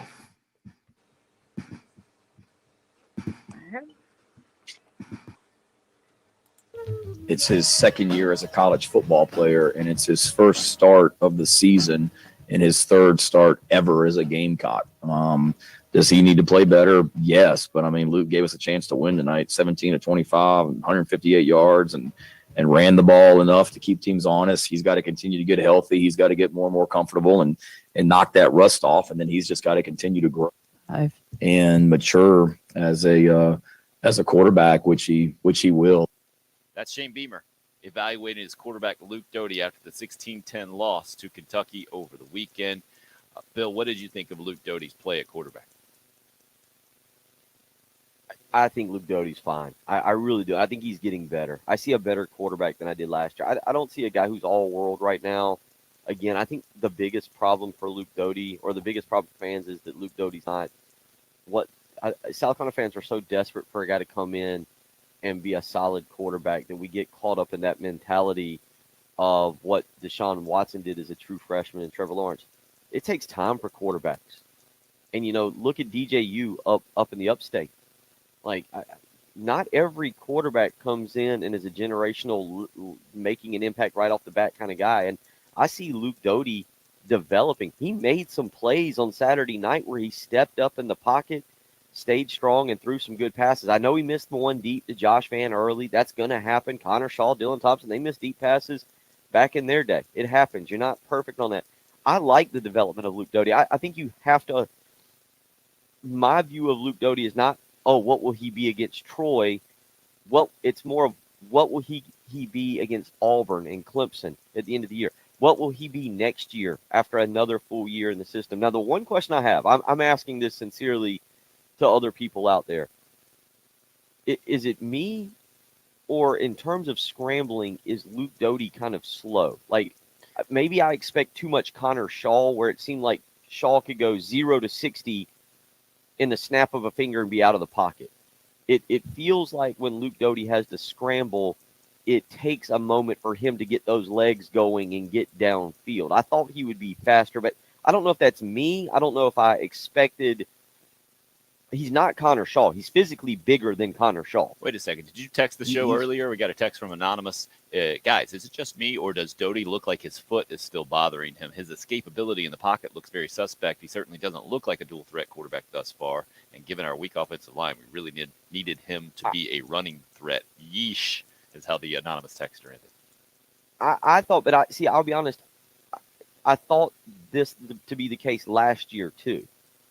When I watched him in those games when he really, really, really had to scramble, like against Missouri and Georgia last year and Kentucky, it looks like it takes a moment for him to get going, whereas Connor Shaw had like a quick twitch, I'm out of the pocket kind of, and Connor Shaw was different and electric, and I'm not, it's unfair to compare Luke Doty to him, but I'm just talking about in terms of taking off and getting out of the pocket. And maybe it is his foot. I don't know. I'm just asking. Look, part of Luke Doty being on the field is that him running has to be a threat to the defense. There was a play in the second quarter, had to be a designed handoff. If it was a zone read, if Doty would have kept it, it was going toward the north end zone, I guess, away from the student section, second quarter. If he'd have kept it and gone around the end, there was nobody there. Kentucky was not honoring. They were treating him like they would treat Zeb Nolan. They were not honoring him keeping the football. And I liked that they came right out of the chute there to start the third quarter, and you saw 2 designed runs from him. I like that, and I hope that's more of a part of the offense moving forward. I don't like that I didn't see it more moving forward with the game. Maybe his foot is still bothering, and that they're limited on what they can do. But I'm also just talking about Tim in terms of scrambling, just pure pocket collapsing. Let me break down and make a move and pick up 7 or 8 yards, 10 yards with my legs. I guess I expected more in that field, and it just seems like it takes him a step or two to really get going. And by then, a defensive lineman's already got him in his grasp. I think he's done kind of the opposite of what we saw from Connor Shaw from the beginning. That was one of Steve Spurrier's bigger complaints, I think, that Shaw would take off running too soon. And I think that's where most true dual threat quarterbacks kind of default to earlier on in their careers. They're just used to being able to do that in high school and being that much more athletic. And so that's what they do. And it takes them a while to realize when the exact time to do that is, when the time is to stay in the pocket or to continue to have your eyes downfield and look to pass the ball. I think we've seen Doty, maybe it's because of where he is from a health standpoint. American John says, yes, Bill, I think he's still not 100% healthy. LP on the YouTube live stream definitely looks like he's missing a step or something from last year. Definitely not 100%. I think Shane Beamer kind of admitted as much afterwards in the post-game press conference. And I could tell it when he was making those runs and would kind of default to the sideline several times. And then how he would stop on the sidelines just looked like it was a guy that was favoring a mid-foot sprain that just happened several weeks ago, and he's coming back from. Again, to me, it's the big picture of what Luke Doty will be for this program moving forward. And Tim, correct me if I'm wrong, I don't remember him on Saturday night really putting the ball in danger. It didn't have an interception, but I don't remember the ball even being really in danger on Saturday night on some of those throws. He needed some guys to step up and make some catches for him. His numbers would have been better. 17 of 25 for 158 yards. Again, play calling. Why didn't they go downfield a little bit more there and take some deep shots? Look, we are a fan base that is spoiled, Steve Spurrier. We knew what Steve Spurrier, everybody in the building knew what Steve Spurrier would do when he got a turnover. He was taking the deep shot, going straight for the throat. I wish that Satterfield Marcus would have done that on Saturday night. So I think you can help Luke Doty with play calling and then with receivers just making plays. But I'll be honest, the kid that I saw on Saturday night, and I know it was his third technical start, but he did play basically the whole game against Georgia. Tim, I like what I see from Luke Doty. I think South Carolina, if South Carolina fans are willing to be patient and understand that Luke Doty just needs to continue to play in games and continue to get reps, I think South Carolina's got a quarterback they can rely on in Luke Doty who's going to get better. And I think you have to be kind of excited about what he'll be at the end of October. I think you have to kind of be excited about what he could be with another offseason and what he could be for the future of this program. Well, if you're going to compare him to Trevor Lawrence or Deshaun Watson, I guess I can understand why you don't feel that way. But in reality, who you need to compare Luke Doty to right now is Lorenzo Nunez, Brandon McElwain, Jake Bentley, Ryan Helinski. Those are the guys that have been in charge of the Carolina offense recently, and it hasn't worked out so well. I guess you can go to Colin Hill and Zeb Nolan as well, but I'm talking about young guys kind of thrust in there, especially knowing that this was start number 3, a valid point that Shane Beamer brought up immediately afterwards in the post-game press conference. Interesting takes on that Cool Care Heating and Air text line, and I know I'm way behind here. I apologize for not getting as many of your texts on the air percentage-wise.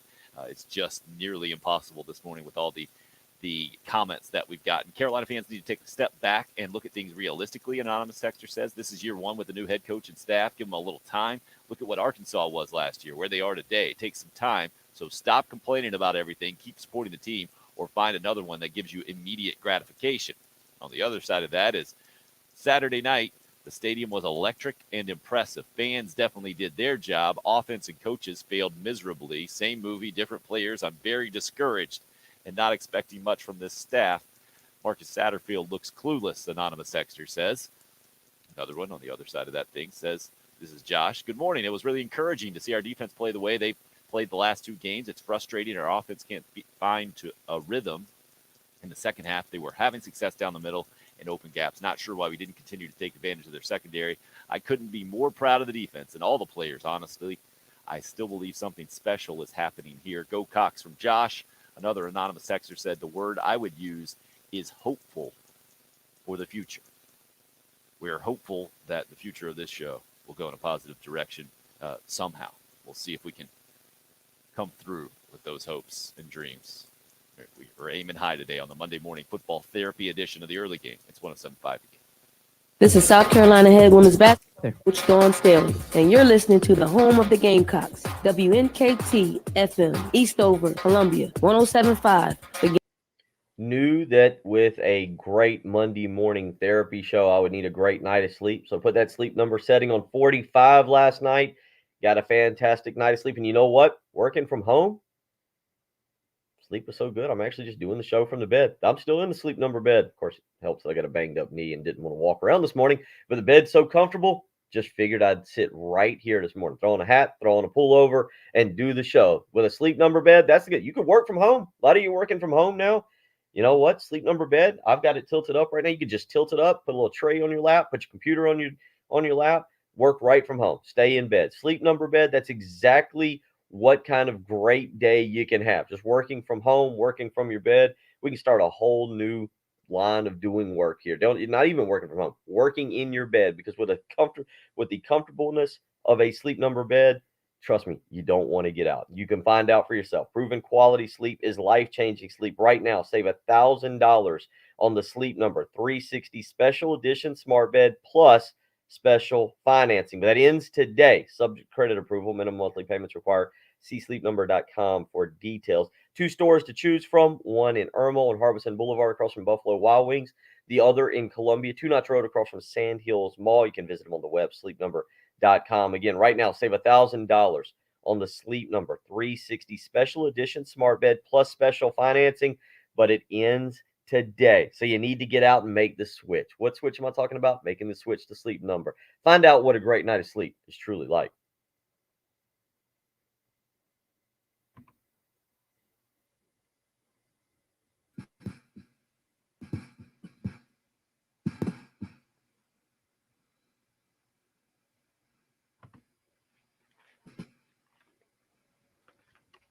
Oh. Oh, the Raiders are 3-0. Yeah, that was a heck of a game there, too. Brian Edwards, pretty solid yesterday. Ends up going to overtime. It was crazy, man. John, 3, I think, official returning starters, but I think all 5 of the guys that play, maybe like 6, 7, or 8, have had some starts going into the season. Damon, excellent point, sir. 0-4. Thumped by Wake Forest. Oof. Dude, Wake Forest, I sat here and watched that on Friday night. They look good. I mean, relatively good. Right.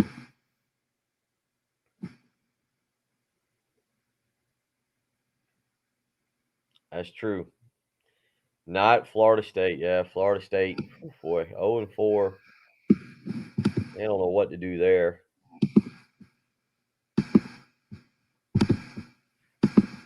Yeah, it was. I don't know how many people on the live stream was at the game. So the clip, they never, to my knowledge, somebody correct me if I'm wrong, they never announced the Clemson score over the address system. What? So But what there happened was cheering. Yeah. Wait a second. I don't know if I believe you because you were up in the zone, right? But I'm still in this, right there where I would be able to hear it. Right, but you are also inside zone. No. Once I sat, I literally got up and went to the bathroom one time. No, trust me, I wasn't moving. I wasn't walking all the way back up those. They did announce it. I never heard them announce it. Here's how I saw it. Thank you, Jason. What is it? The West Club, Tim, or is it the East Club? What's Visitor sideline is east, I believe. all right? So West Club, where all like on that side, where you've got kind of the other section of zone type seats and everything, where all the TVs are, people can see it. So you just see all of a sudden you hear cheering, you hear low cheering, and then you look over. It's during a TV break, and you look over, and everybody in that section, almost the entire lower west, is looking back at the televisions. Right. And then that's when you start seeing everybody like go crazy because they can see the TVs and they see NC State cheering. Yes, yeah, Alan, Alan, I think that's right. They never verbally announced it on the Jumbotron. It just showed the final score. Jason, I don't think they verbally did announce it.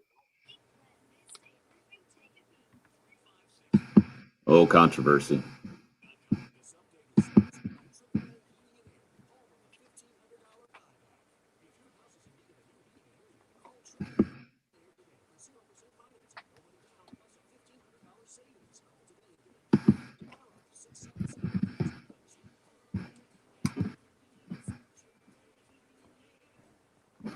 No doubt, John. I thought that Clemson was definitely going to win that game in overtime. Harry G have one call, but I know we're getting tight on time. Right.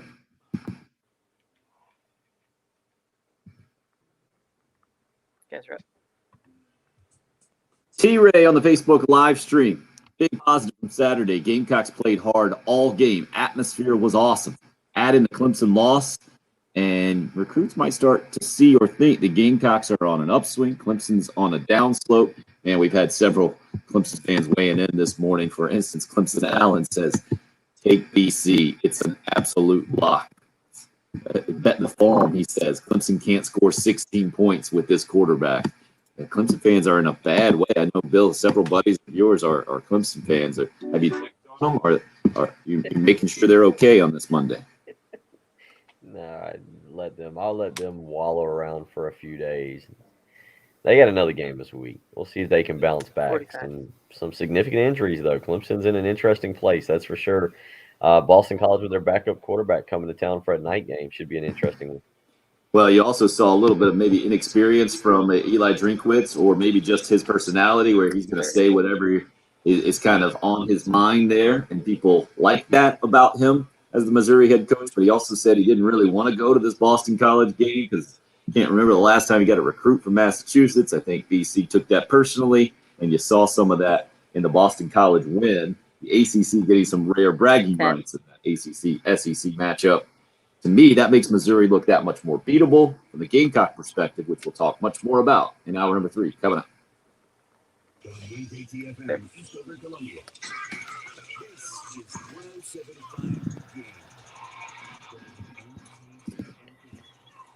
Do you want to cut that spot real quick, or? Oh, yeah, let's do that. I got it right here. I just pulled it up. Sorry. Whew. Yeah, Alex, when is the last time? It's September, and college football playoff is not a possibility. I think I saw first time ever that Coastal Carolina is ranked ahead of Clemson in history. Now, I get where Coastal's at right now, but I would have discouraged their social media team from putting out there the class of the Palmetto State right now. Good luck for that. Good luck. I did put out how do they have the best offense in the state of South Carolina? Jamie Chadwell, man. Got to give him a ton of credit. And that's where I get people being really ticked about the Gamecocks offense, because you had hoped that you'd have a guy, right? There are only a few guys in college football. But every year it kind of happens where it looks like you've got an offensive coach, whether it's the head coach who's in charge of it, which is Chadwell, right? Or an offensive coordinator like Joe Brady at LSU, who just seems to be doing something that works. And everybody else in football hadn't figured out yet.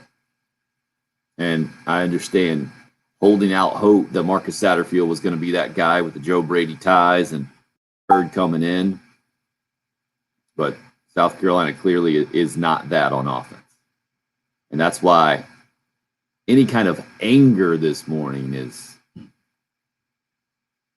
over the top to me from the Gamecock perspective. I don't quite get that. You're expecting 8-9 wins this year? I mean, because you can look at it this way too. Kentucky is probably at the peak that we've known Kentucky football to be, right? And they could barely scrape a 6-point win at Williams-Brice Stadium on Saturday night against a first-year coaching staff and a program coming off of 2-8 and 4-8 before then.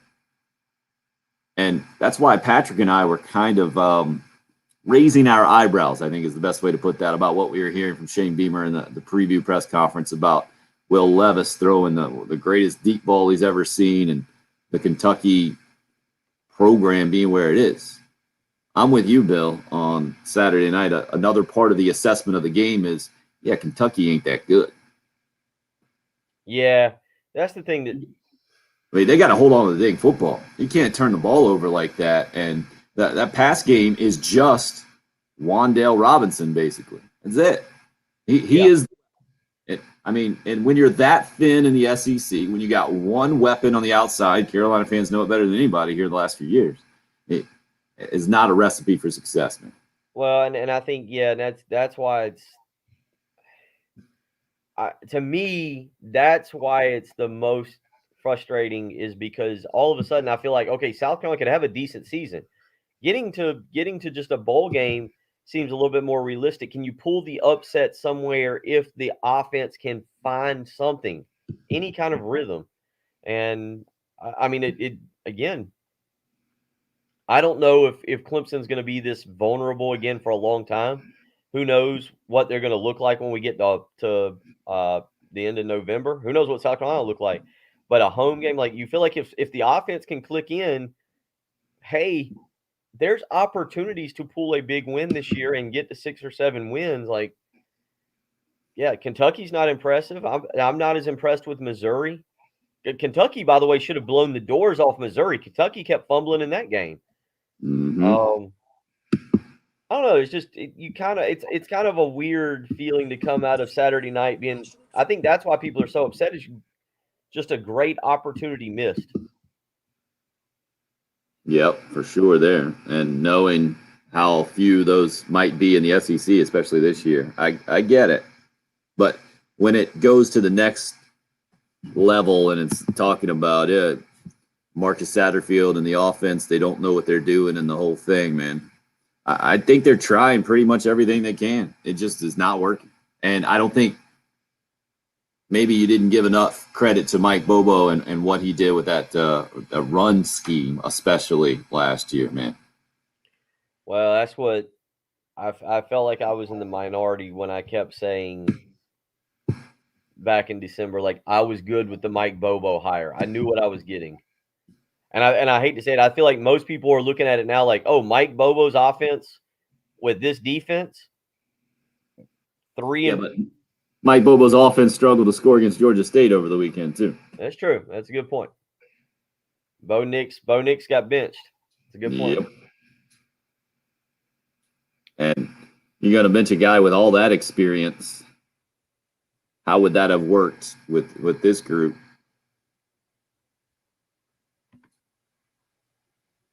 But yeah, that's the question. Maybe we should give Kentucky a little bit more credit on defense. Yeah, but I mean, again, when you see, I don't know how good East Carolina's defense is, and when you see East Carolina be able to limit South Carolina, right? Agreed. It's hard to say, oh yeah, it was the Kentucky defense. I think Marshall put up like 38 against East Carolina. I didn't see what they did this weekend. Did you? Let's go check that. East Carolina? Yeah, I didn't. Not high on my agenda of weekend viewing is the old Pirate results. The American, is that right? They are. About set to be back.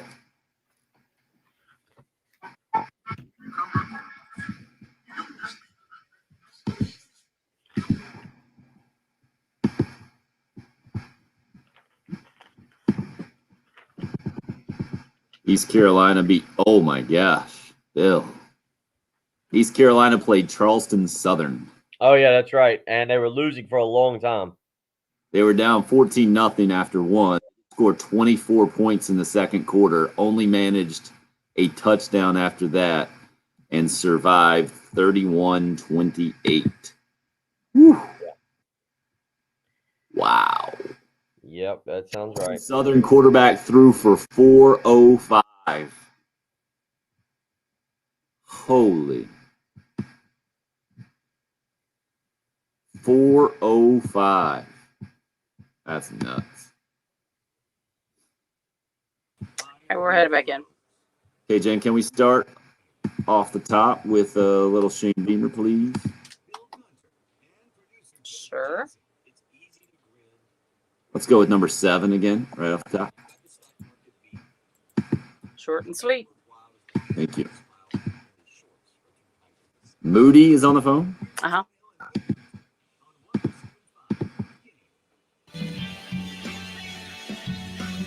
Right now, it ain't good enough. Our defense played their butts off tonight and gave us every opportunity to win that game, and we didn't get it done.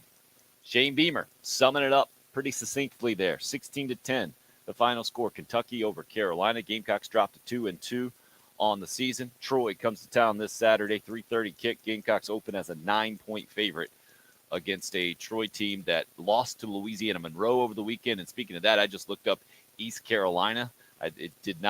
Their score did not get on my radar over the weekend watching college football. They survived against Charleston Southern, 31-28, the final score. Charleston Southern's quarterback Jack Chambers throwing for 405 yards against East Carolina, who was down 14-0 after the first quarter, bounced back with 24 straight in the second, and then held on to avoid a what would have been a massive upset for that program, 31-28 over Charleston Southern. Again, Bill, you mentioned the Missouri-Boston College game that obviously has a direct impact, or both of those teams end up playing Palmetto State teams. It's Boston College and Clemson this week, which looks I don't know if it could look any more different as we sit here 4 games into the 2021 season than we thought it might have looked in the preseason, with Clemson being right up there like they've been at number 3 in the country and now have lost 2 games, and for the first time in a long time going to miss out on the college football playoff. And Clemson fans, as we are hearing from this morning, if you think you're struggling as a Gamecock with your emotions after the disappointment on Saturday night, you can only imagine where the Clemson fans are coming from this morning, Bill, sitting 2-2. And very much surprised to be there after that NC State game, which I'm with somebody hit us up on the live stream. As soon as NC State missed that field goal at the end of regulation, I just knew Clemson was going to find a way to survive and win that thing in overtime. And the fact that NC State did it, that tremendous catch in the corner of the end zone, to me, that really kind of sums up what we've seen in college football through 4 weeks, how it is Alabama and Georgia at the top, but everybody else, man, it is a lot more mystery this year than we've seen in years past. Yeah, just let's kind of go through the weekend, and if you hear anything that stands out, you stop me for a second. Alabama, Georgia, they roll 63-14, 62-0 there, Bulldogs over Vandy. Oregon was actually in a close game, pulled away in the fourth quarter. It was a late game. Probably a lot of people missed it. You just woke up and saw the box score 41-19 over Arizona, but was actually a little bit close. Yeah, one of their guys, too, is tied with Jalen Foster for the lead nationally with 4 interceptions. Yeah, that game was closer late in the game. Maybe the big surprise of the weekend, again, Oklahoma, 16 points. Hey, we can make the case, right? Hey, Oklahoma's missing Shane Beamer. That offense is not humming. The tight ends coach clearly missing from that offense. But Oklahoma, in all seriousness, struggling over the weekend. They have to kick a last-second field goal. They win 16-13 to win that ball game. But, did you see what happened? I think it was the end of the third quarter, beginning of the fourth. Oklahoma fans with a chorus of "We Want Caleb Williams" chants going on. Caleb Williams, the big-time recruit out of the D.C. area, the backup to Spencer Rattler. That's how fans are. I mean, look, you got fans here in Columbia that are upset with the offense today, and rightfully so. You got Oklahoma fans who want a potential Heisman favorite kicked off there or benched in favor of a true freshman who's, to my knowledge, not played any significant snaps. So, but Oklahoma, keep an eye on them. That game against Texas coming up in a few weeks actually should be a lot of fun. Texas rolled over the weekend, 70-35. Penn State, easy victory over Villanova. Tim, we haven't talked about it enough, and some people are bringing it up, so let's kind of do it for a second. Yeah, Arkansas over Texas A&M. I like Texas A&M to still get the job done this past weekend. I'm trying to think. Do you have our picks in front of you, by the way? I do. You are 2-3, and Patrick and I were 3-2 in our 5 picks over the weekend.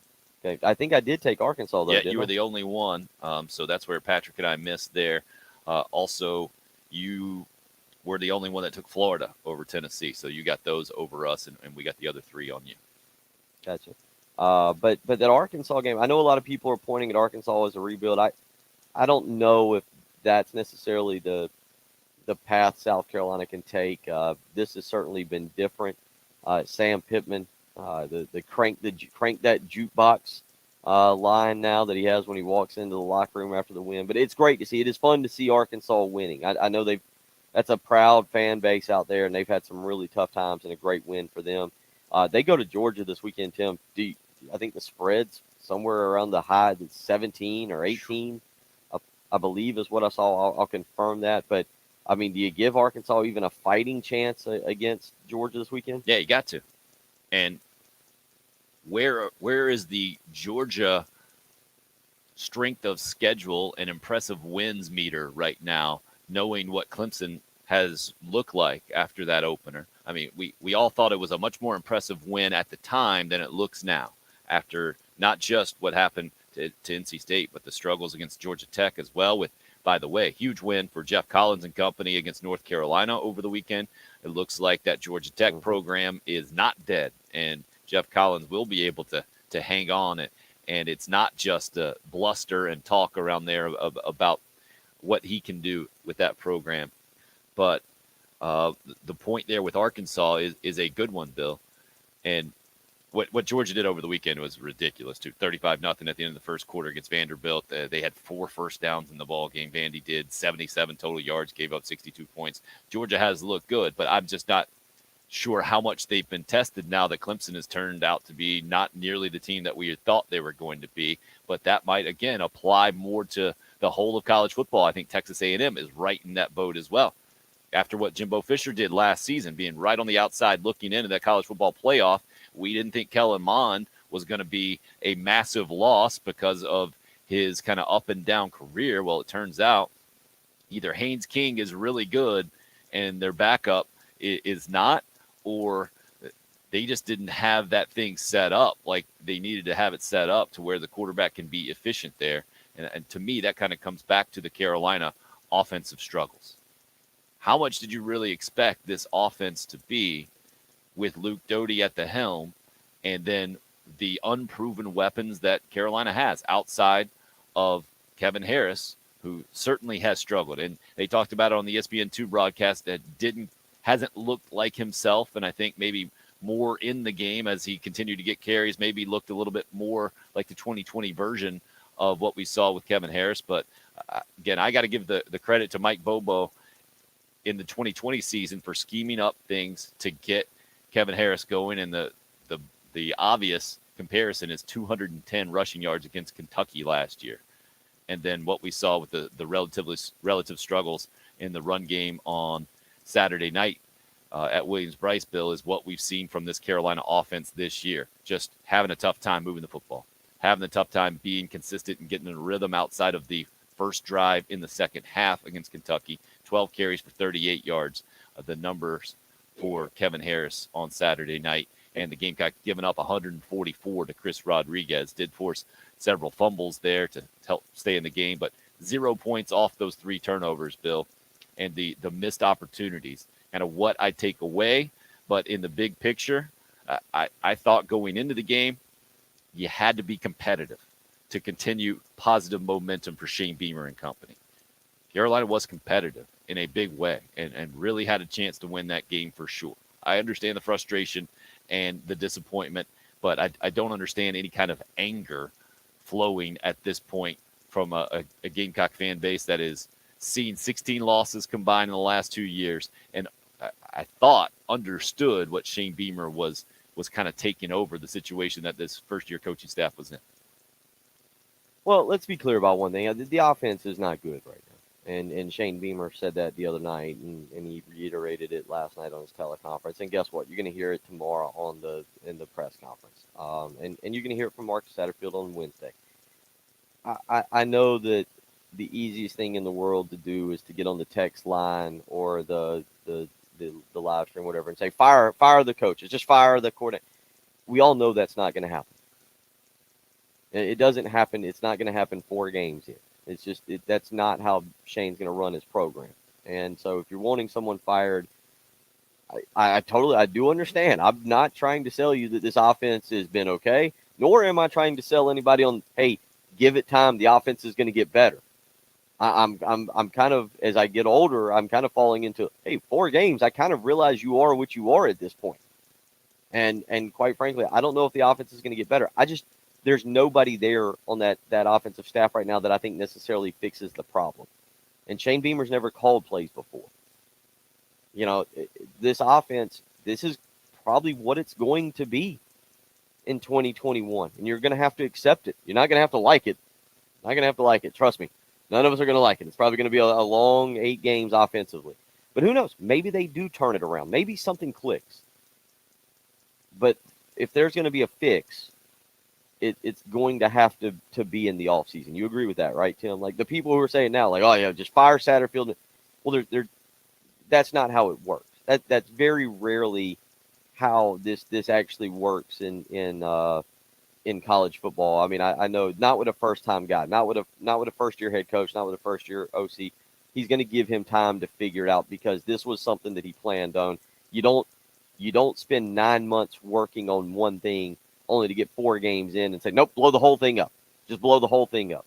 So I think that's the other part to it is you just wait and see how it develops. But certainly the offense has got to make some strides, and we'll see what happens over the next 3 games. It now becomes kind of a 3-game season. You got to go 3-0 in these next 3. I'm grinning over here to myself because in my mind, as you were talking there, I imagine the worst job interview of all time is Shane Beamer talking to a guy who's known for more than 20 years, I think, in Marcus Satterfield. All right, Marcus, here's the deal. I'm going to hire you as offensive coordinator. You get 4 games. 4 games. We're going to evaluate you after that, and then we'll see where we are. 4 games. I feel like that's what a lot of Gamecock fans are doing. Wanted to get a lot of your takes on the air this morning, doing our best with the Cool Care Heating and Air text line that is flooded. Let's see. Let's start with Tommy. Definitely not time to throw the staff under the bus. Only 4 games under their belt. As a staff, need to be patient. Offensive line, definitely the issue on this team. That only gets fixed through recruiting. Still have a chance at 5 or 6 wins. Go Cox. That's from Tommy. Jeff says, I agree with you guys that Doty doesn't look like he's quite 100%. I was impressed with his play on Saturday. I think we're going to be all right moving forward.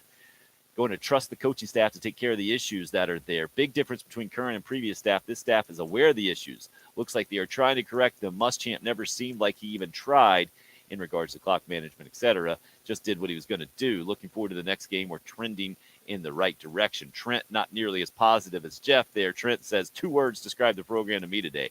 Show me. Don't tell me we're going to get better. Just get better. 803-404-6100. Want to get out to the Love Chevy phone lines. Moody's been waiting most patiently at this point to weigh in. Good morning, sir. Good morning, guys. Couple things here as I've listened. The first thing on Doty, you're talking about we don't need him to be Connor Shaw, but just throwing the ball, if we can get him to be Blake Mitchell for the rest of the season, that would help. And it's been total, nothing's been consistent for him since he got there. And so we got to be patient. The other question I have is, with this staff versus when Spurrier took over, who's got a further gap to bridge to get us back up to being competitive? I think we as fans sometimes forget that it took, 3 years for Spurrier to really kind of get momentum going, and then he had to make some changes to the staff too. So, but the one thing with Doty I would say is he's got to get through his progressions just a little bit quicker. And on that last 4th down, I think Brooks was breaking. He was a little bit further downfield, the same side with Dakereon. He's got to anticipate that he's about to break open. He was going to be wide open on that out and would have easily gotten the 1st down. So I'll hang up and listen. Moody, appreciate the phone call. Bill, to me, the more apt comparison is what Lou Holtz inherited from Brad Scott off of a 1-10 season, as opposed to what Steve Spurrier inherited from a bowl-eligible team there back in 2004 when he took over, 2003 when he took over for Lou Holtz. What about you? How do you answer Moody's question there about where the program was when Shane Beamer took it over?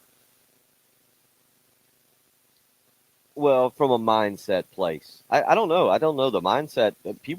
Players were stealing stuff at the end of the Lou Holtz era. I don't know what the connection was with South Carolina and the players. There might not have been much of one. I don't, when you say that talent wise, look, I'm still of the belief that Will Muschamp did leave some good players. There are certain areas that are very deficient. We know that, but there are certain areas that South Carolina's all right. Yeah, and so talent wise, look, I think Steve Spurrier inherited some good players, was able to build around that. I think he makes a good point though about Steve Spurrier. He made some mistakes with his staff early on. John Hunt, Madre Hill, 2 that stand out pretty quickly that he was able to get fixed. So there was some mistakes with the staff, and it took him some time to get it right. I think it's unfair, and I think it's kind of mean to say, but I think just when you hire, what is it, Tim, 9 guys? I guess when you hire when you throw in your strength and conditioning coach and some other guys, when you hire 15 people in any line of work, people out there that are listening this morning that are business managers know it's hard to go 15 for 15, right? Sure. To just knock it out of the park. Like, you're going to have some people that just don't work out. So that's part of the being patient and the rebuild. And so when I say you got to be patient, but also the next 3 games are an important part of this year. To me, I'm not willing to say this is year 0 for Shane Beamer. And some of the stuff that was just said there, I do completely agree with. It's a big 3 weeks because 2 of these 3 weeks, you're going to be favored. Tim, likely not going to be favored after October 16th. You agree with that? Yeah, I'd say Missouri, you got a chance to be favored. That team goes to Boston College and loses. Who knows where they head? That's a lot of football left to be played there, but I'm with you on that on its face. We're jammed on the Love Chevy phone lines. Let's roll through some callers here. Ray up next with us. Hey, Ray. Hey guys, I want to bring the yin and the yang. I was very impressed with our defense, and I tell you what units really impressed me, which I thought was wondering if they were going to be average. Our secondary is they've really stepped it up. I'm getting to believe they're maybe the strong point of our defensive unit at the moment. Also, kind of different. What I'm impressed with Shane Beamer's messaging for a first-year coach. I mean, the way he handles these press conferences, and he tells it like it is. When we mess up or things aren't going right, he talks about it, but he also expands on the positive as well. So I'm very impressed there. And on the offense, what I would like to see is, I know we want to be a running team, and I understand that, but I'd like to see us pass more on first down. And that last fumble we got on that first down call, I was hoping we'd get it tight in there, But anyway, those are learning experiences for everybody, and including our coaches, and I think they'll get it. And I got confidence in this staff, and I look forward to the rest of the year. But thanks, guys. Ray, appreciate the phone call. I like how you dropped the Spurrier. But anyway, we need to work on that. I did too. That lip smack. But other than that, you nailed it. Ray C is up next on the Love Chevy phone lines. Go ahead, Ray C. Good morning. How y'all doing today? We're good, man. You? I'm doing great. Carolina lost, but so did Clemson. It just made my weekend great when Clemson got beat. I know you're not alone. First off, hey, are y'all there? We got you, Ray. We got you. Go ahead. Number one. All right. First off, all those Clemson fans that laughed at me when I said Clemson would lose 3 games, hey, you're 66% of the way there. Let's round up, Ray. Come on, 67. Yeah, give it 67%. Yeah, well, they still got Wake Forest to go, and they're looking good. Sure. Now, to the points that I wanted to make about Carolina, I'm trying to figure out what Marcus Satterfield is seeing when he runs the football with 8 and 9 men in the box. I mean, can we get him a vision test, please? There is no way Kevin Harris can be the back he was last year when we have 5 guys trying to block 8 or 9. It just don't work. We got to learn to throw the football a little bit in screen and a little bit down the field, because these bubble screens aren't going to work too well, and running the football against 8 and 9 guys is never going to work.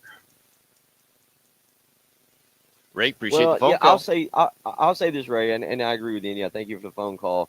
One thing I did like about the offense on Saturday night, Tim, and this is something that for everybody who's so upset, give credit to Shane Beamer and Marcus Satterfield for being willing to make change. Because one of the changes that I really like is we didn't see them huddle that much. We saw them get to the line of scrimmage and then look over to the sideline to confirm the play or to change the play. I will say that I'm with people. It stinks. There's no sugarcoating the offense. But I think you do see things where Satterfield and Beamer aren't just being knuckleheaded and continuing to do the same thing over and over. They're trying different things. Now, maybe the plays aren't necessarily different. And I do agree with Ray. Look, we are all. I've got years of experience, Tim, playing EA Sports college football, and there are moments where I feel that I could most certainly walk in there, slap on the headset, and call a better game than what I'm watching. And that's no offense to Mark Satterfield. It's just, look, we all think we're better. Hey, it's this simple. Just go out there and just run the tight end down the seam, and he'll be wide open. Throw it. Well, it's not that simple. But I do give credit to Shane Beamer and Marcus Satterfield. They know it's not working. They're not idiots. They're not trying to sell us on this. They know it's not working. And I saw a change on Saturday night with going to tempo, and I liked that. And I hope they continue to do that. I hope that is now part of the offense, because at least it shows me there's a willingness to change. And then if they can keep trying to figure out what is wrong with the offensive line or with the run plays in particular or the scheme, they'll hit on it. They'll get it. But I at least like that we saw a different kind of strategy Saturday night instead of being bullheaded and go out and say, nope, we said we're going to huddle, and that's what we're going to do, and that's how we're going to continue to play.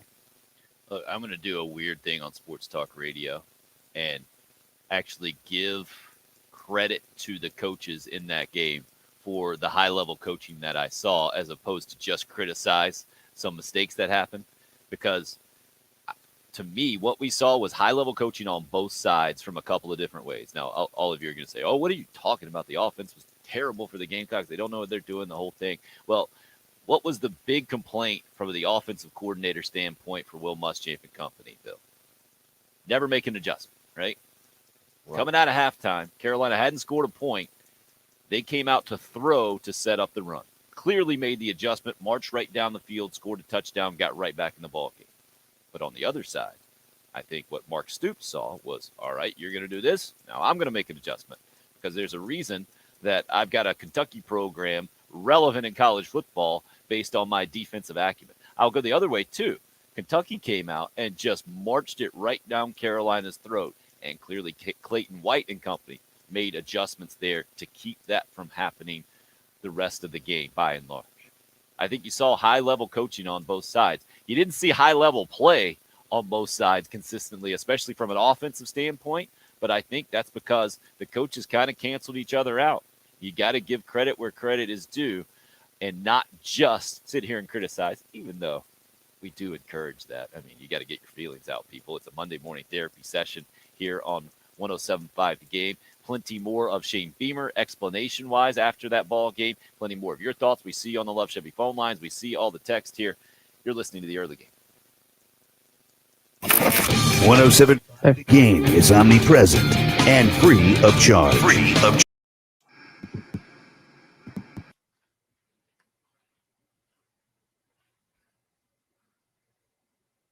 Whew. If you went and sat in the stadium on Saturday night, or maybe you went up to Raleigh over the weekend, let's be honest, sitting in a football stadium, usually not very comfortable. Those bleachers, the seats there in a football stadium, they can cause a little bit of pain, neck pain, back pain, all kinds of things there. You're in the stadium for 4 hours, you're sitting up, you're jumping up and down, you're cheering on your team, sitting back on those cold metal bleachers, not fun at all. And today, you might have a little bit of pain. Now it means it's time to call Casey Chiropractic Center. That's right. Get in touch with the great guys over there. 803-796-2424 is how you can go about doing that. They will get you fixed. They are in the business of getting people out of pain, and research proves a little bit of spinal decompression has excellent long-term effectiveness even after you've had it 4 years later. So right now is the time. 803-796-2424 is how you can get in touch with Casey Chiropractic Center.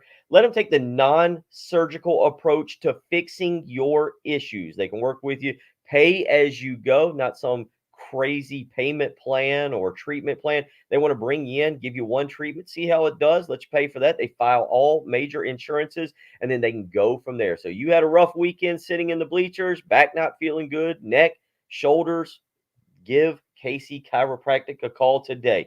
803-796-2424. Let them boys get you out of a little bit of pain. 803-796-2424. That's Casey Chiropractic Center.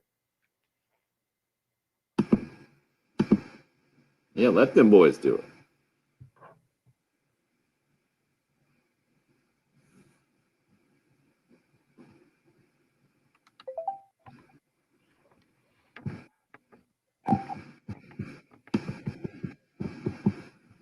Alan,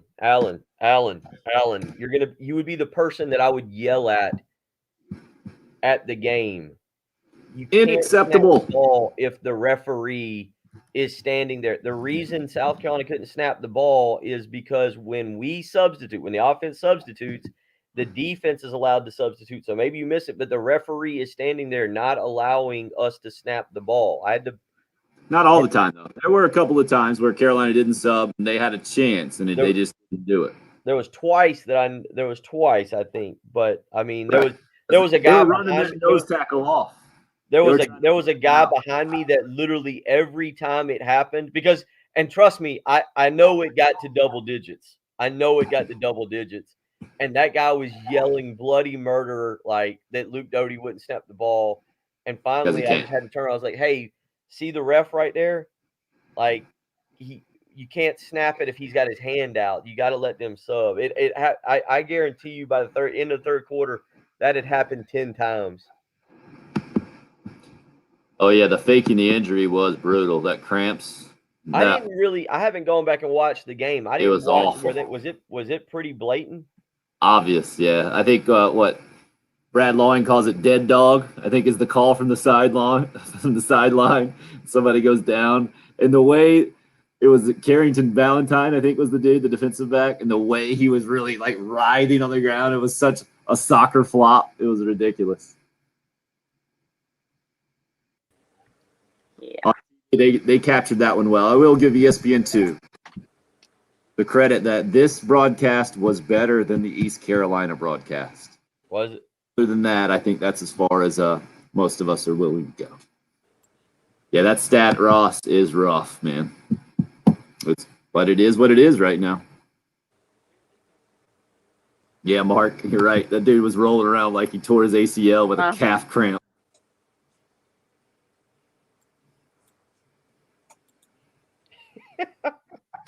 That's pretty good, Sam. Thank you for keeping it family friendly here, Sam. A very inappropriate word. Not just an inappropriate word, a very inappropriate word. That would have just made it a better night for the 9-year-old that was there at the game, for everything he got to hear around us. Bold move. Bold move. So, Jen, I got Antonio, Keith, and Chuck. Is that right? Yep, and I got another one I'm about to answer. Good luck. Good luck, man.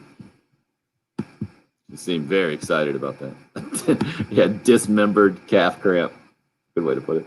A little selective amputation. Well, without a track.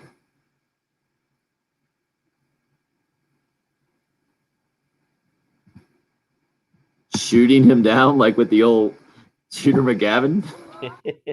I didn't see that if they did, Craig. Oh, I bet. Oh, I bet.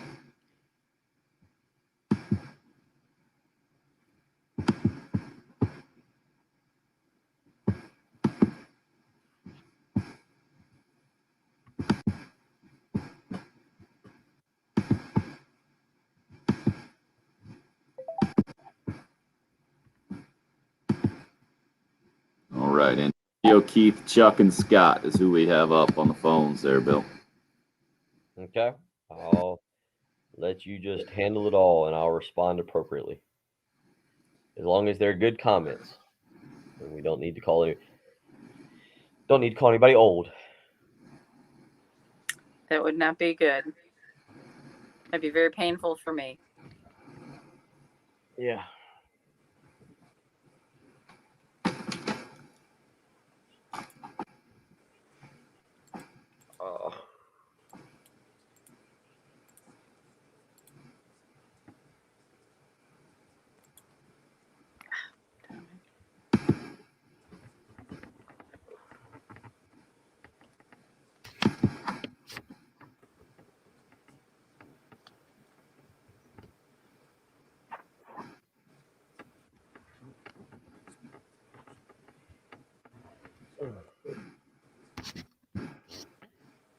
I think tomorrow I should be able to actually get back downstairs.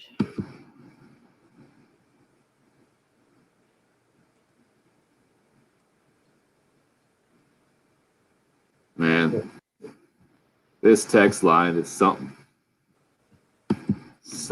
else. Just on fire today.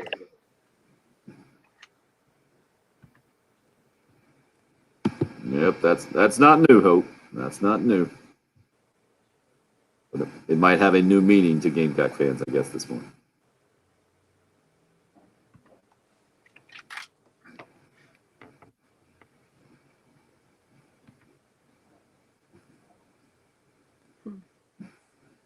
Didn't see that. Did you see that at all? What's Sam saying about a Kentucky player that leveled a Kentucky coach? I'm guessing that No, was. it was like an equipment manager or somebody. You hadn't seen it. It was like the safety went like something happened. I forget if they were in pursuit or whatever, and came over to the sidelines, and like some poor equipment manager or somebody's just kind of standing there minding their own business, and so like the We're heading easy back thing in. would have been able to like grab them, like grab the equipment manager, pull up, but like literally, the Kentucky safety just runs over and two hands shoves him backwards.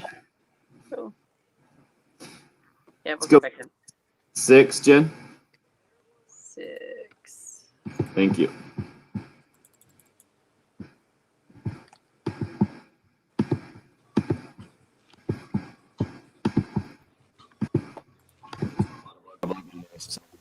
Submit that, but the way that our guys just kept competing and fighting and battling till the end, that's something we can.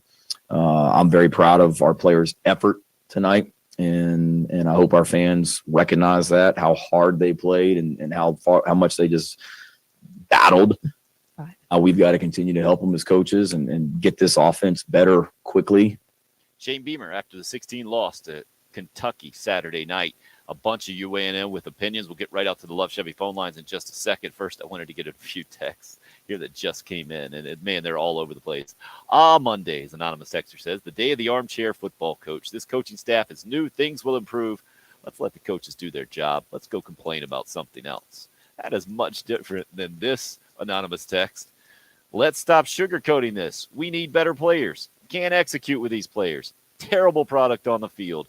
I'm like all these other fans. I keep paying hard-earned money to watch this terrible product. You, sir or madam, need to relax, take a breath, and understand that, hey, man, that was a 6-point loss. Vegas had this thing at about 6 points going in all week. It was 5.5, I think, is what it ended up. It's not a terrible product. If you think that's a terrible product, I agree with kind of the advice you gave Richard earlier in the show, Bill. Take up another hobby. You need to figure something else out. It's not working for you in life in general. 803-404-6100. Let's see if Antonio can get us on the right track there on the Love Chevy phone lines. Morning, sir. Good morning, sir. How you doing? We're well. You? I'm good and good. Thank you for taking my call this morning. Yes, sir. Go right ahead. I watched the game Saturday on Kentucky and us. Defense, loving the defense. The defense really picked up since from last year. I look forward for them playing on Saturdays because I know every Saturday, I know we'll get an interception somewhere or a fumble because we get a lot of sacks again this year. And I'm thinking, I'm wondering where's Otrey Smith? I didn't see Otrey Smith yet on the field. Trying to figure out what's going on with him. Is he hurt or anything or? Yeah, I don't. To answer your question, he did Smith have a come catch. in. It's like we get a lot of. It's like we get a lot of. How to say it? He get a lot of excitement out of the offensive line. Like he gives more spark to him when Juju Smith come in. Juju McDowell, I'm sorry. And because he's a real shifty running back. So I was looking for it's like when every time Kevin Harris get back in, it's like he gets 2 yards. Like they just stuffing in the line from the up. The defense just stuffing the line in. But I'm just trying to see what y'all think about that. And thanks for taking my call this morning. Thanks, Antonio. Billy, you're saying about Otrey Smith? Yeah, I think he's still trying to battle back. That knee issue, I don't know if unfortunately for Otrey, he's ever going to be full 100% from what I've kind of gathered. I think it's a very, very unfortunate situation. I don't think it's anything he can do. I know he's worked his rear end off, but unfortunately this might just be something that has changed his athletic ability and not in a positive way. Juju McDowell, Tim, I do think it's interesting watching that guy get the ball. Man, he is a jitterbug, right? No doubt. No doubt. He can make some plays, and you can tell after getting 0 touches at Georgia that the Marcus Satterfield said that was his fault. That was all on him, and he made a concerted effort to give him the ball and try to allow him to make some plays. Unfortunately for the Gamecocks, not as many plays as they would have liked. Keith, up next on the Love Chevy phone lines, Bill. Let's keep it rolling. Okay. Go ahead, Keith. Good morning. How y'all doing? Okay, you?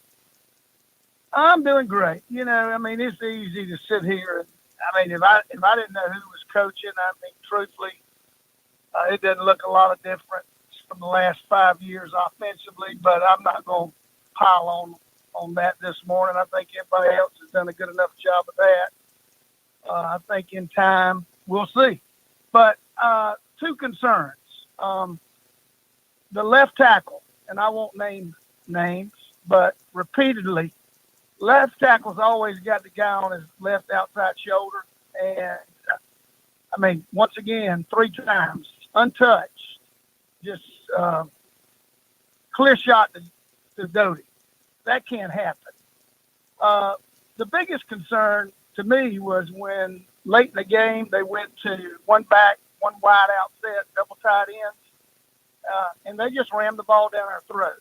That kind of is kind of where I'm at. A little concerned about that because they did it at will. So that's just something for whoever we play next, Troy and people beyond that, to look at. But overall, it is what it is, and I'm going to keep going and watching and praying. But, yeah, it's pretty vanilla on offense. But enjoy the show. Y'all have a great day. Thank you, Keith. Chuck up next on the Love Chevy phone lines. Go ahead, Chuck. Hey, guys, I just want to tell you, number one, I'm a 107.5 loyal listener. You got to bear with me. I'm watching as I'm walking in. I really appreciate the comment this morning. I got in my truck, came to work, and heard nothing but good things. And it's time to stay the course and stay with Coach Beamer and his staff. These guys are working hard. You can tell. I don't need to have to go over that again. And just give these guys a shot. That's what they're doing. That's their job. They're doing it to the best of their ability, and the players are playing to the best of their ability. Now, are they perfect? No. Nobody is. But give these guys a shot at the title. Thanks for your support. Thank you, Chuck. Scott up next on the Love Chevy phone line. Hey, guys. Good morning. Morning. Just want to say, taking my family out to 3 of the games so far this year. The only game we didn't make it to Georgia. We'll make it to all the home games and maybe another road game. So we're here to support the team. Obviously, I do think though it is troubling on offense. It's hard to understand really. You finally have Doty, the guy that we got hyped up in the preseason.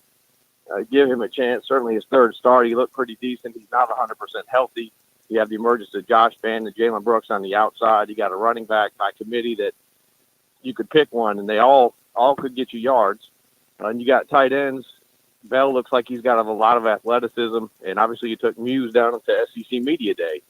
So it's hard to understand why we're having so much trouble on offense. I'm firmly in the camp that Satterfield's not the guy, but I understand that Coach Beamer's not going to make a move on that at this time. My hats are off to Clayton White in the defense. I do think that they look great. The first drive of the game, though, I'll say the only time Kentucky got a touchdown, they were 3rd and 1 about the 50-yard line. They had a false start. They back to 3rd and 6, and we come out of that, and we line up off sides. They go straight back to 3rd and 1. They come down the field, and they score the touchdown. And I just want to say this to leave. When we had Spurrier here, Spurrier was clearly in charge of the offense. We knew when the offense had problems, that was going to fall on Spurrier. When Muschamp was here, he was in charge of the defense. When the defense had trouble, it was clearly on Muschamp's watch. With Coach Beamer, I'm trying to figure out what it is. And I don't know if I'm saying that the right way. And maybe that's a question for y'all, and I'll hang up and listen. I appreciate y'all taking my call. Appreciate your phone call, sir. Thanks for calling in, Scott. I think honestly, we heard an honest assessment from Marcus Satterfield and Shane Beamer going in that they weren't exactly sure, that they didn't know what it was going to be. It was going to be based on what their players can do.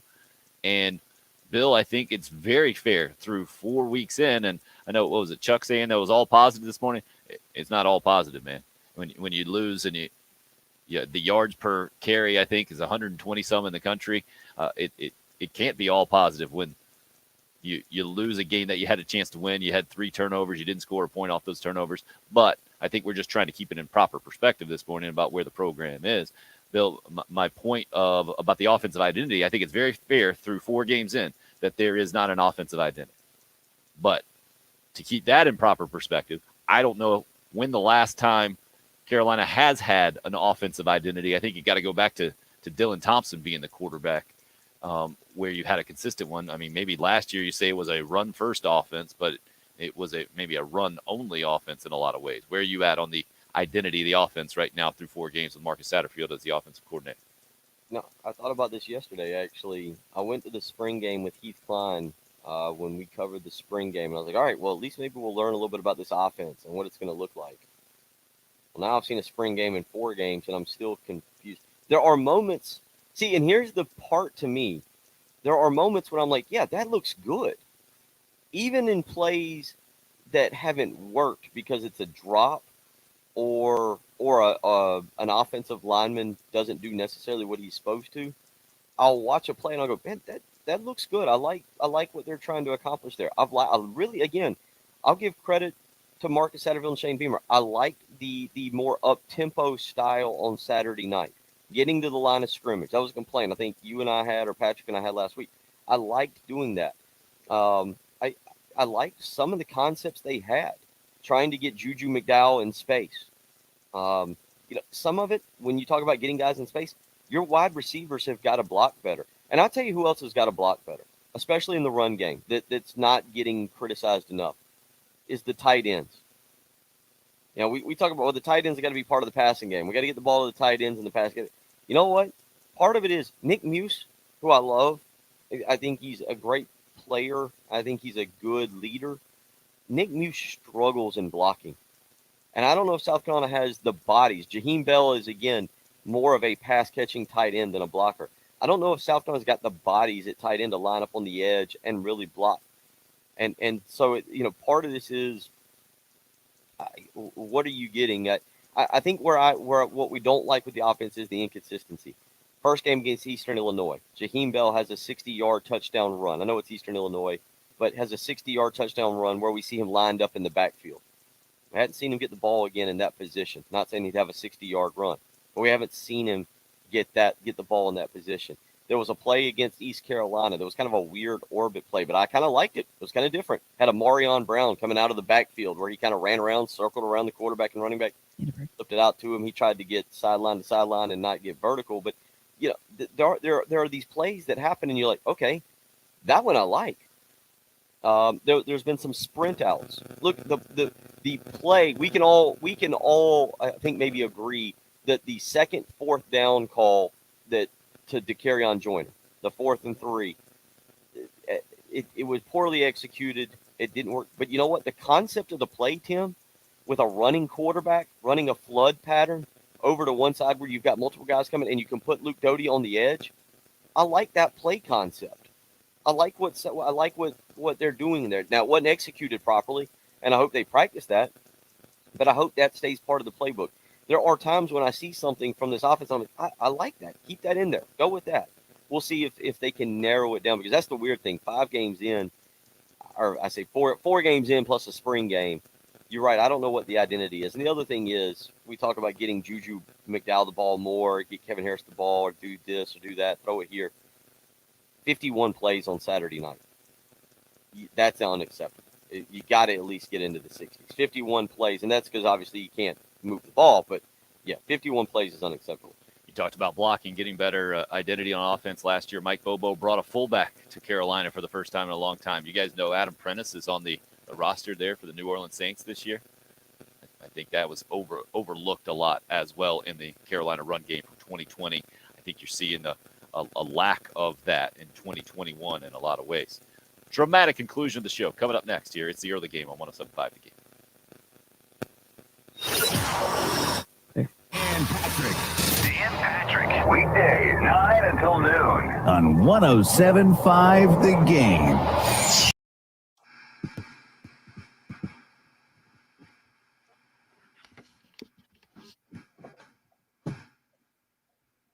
I didn't even realize that about Prentice until you were talking there. I was like, I wonder what happened. I know he's trying to make the Broncos. Saints picked him up on waivers. Just looked up on the roster. He's still on there. Nice. Okay.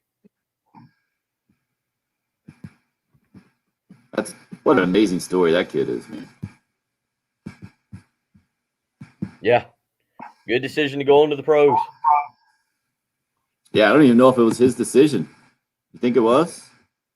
I think he made that decision before Bobo, because I think Bobo was retained, but he'd already made his decision that he was done. Yeah.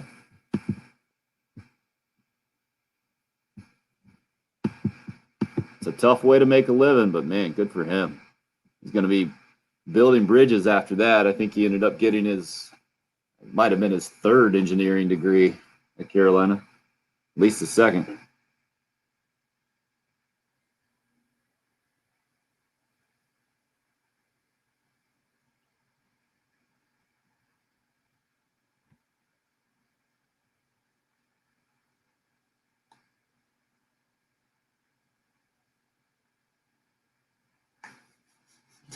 Here's Greg knocking the best tight end prospect in the country already. The guy just saying he's not a blocking. Yeah, he's not a blocking tight end, and he might be right. I don't know if he's a. Wait a second. The junior in high school right now isn't a blocking tight end in the SEC. No, he's a senior. Is he really? Yeah, that's Delp. He's a senior. You sure? Am I sure what? That Delp's a senior? Yeah. Yeah, he's part of this class. Hilarious. I would love to know how many SEC coaches have seen blocking tight ends in their high school career. They're guaranteed, yep, that guy's going to come in and be a great tight end blocker. And I agree, Ross. Delp's going to Georgia. No need to worry about that one. Delp is all dog.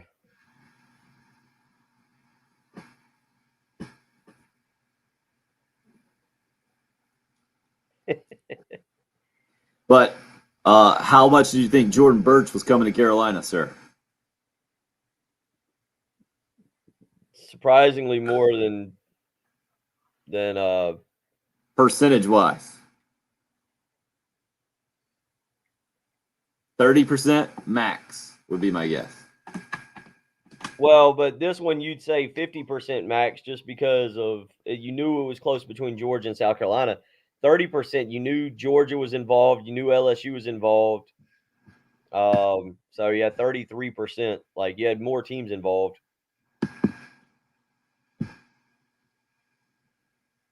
But you can't really say that about Jordan Burch because Jordan Burch is still possibly the weirdest recruit. We still don't have a reason for why he never signed. Right.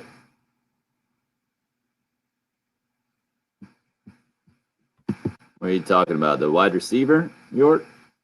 Yeah, Landon Sampson. I do like him. I was watching some more film on him the other day. He runs good routes. He's faster than people realize. I think he could come in actually and start right away. I don't know if he's an early enrollee. Oh God, stop it. You know what you never hear from recruiting guys about high school receiver? No, not going to work. He's just not going to be the guy. I'm down. Actually, well, Ryan Bartow used to say that about guys. Bartow was one of the best in the business at evaluating some guys. And he'd flat out say, like, no, that guy. I learned a lot from him. I learned a lot from Bartow in terms him and JC Sherbert, like just small things that because they would talk to college coaches and it wasn't like, oh yeah, this guy's good. But they would talk like one thing that I learned to look for with linebackers. This sounds so weird, was to look at linebackers' calves. Because they'd be like, if you look at calves, it tells you how big their lower body can get to be able to handle play in between tackles, or if they like what they would be. It was kind of an interesting thing. And then there was a kid out of Buford, Georgia, that was highly thought of. And Bartow was like, no, he walks bow-legged. Look at him. And he was like, when you get to college, because he was being recruited by Georgia and Stanford, he's like, you got to have you got to be able to turn your hips, and when your legs are bow. And he was dead on. And dude, Bartow was good at that stuff. Like looking at just physical attributes that like, not that you weren't a great high school player, but then you go play at these elite leagues where everybody's a great athlete. He's like, it doesn't translate well. We have about 15 seconds before our return, and you'll have a minute. All right. Let's do another one of those short Shane Beamer ones. How about number 8, please? Okay. Thank you. Broadcasting live from the Herndon Chevrolet Studios. This is 1075 The Game. Stop by, shop online today, and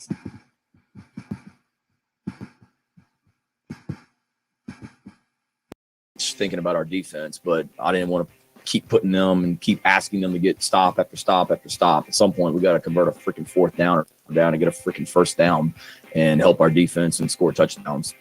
Sums it up pretty much, doesn't it? Shane Beamer after the 16-10 loss. Kentucky over Carolina on Saturday night. Big takeaway, 2-2.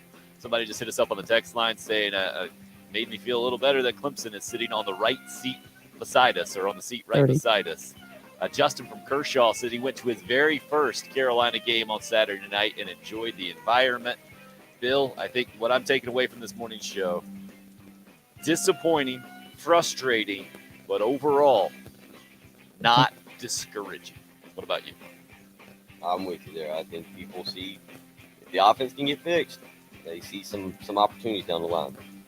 Disappointing, frustrating, not discouraging. I think it's how you could describe our show as well. Thanks for listening to the early. Gamecock Athletics Director Ray Tent. You're listening to 107.5 The Game, WNKT FM, Eastover, Columbia.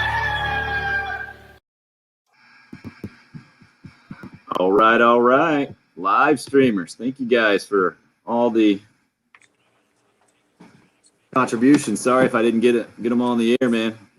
It was flying all over the place this morning. It's a fun morning. It was a morning. Entertain, no coffee needed kind of morning. That's what it was. Right. Yep, Bill, my plan is to definitely watch that SEC network deal about the voices tonight. Maybe we can talk about it at some point this week. Okay. Definitely, I think the conversation will wane a little bit towards the end of the week with Troy coming in. Mm-hmm. See, you never know. That's right, Mark. We'll power through. Same to you, sir. RL, you as well. Anthony, as always. We'll see you guys bright and early tomorrow morning.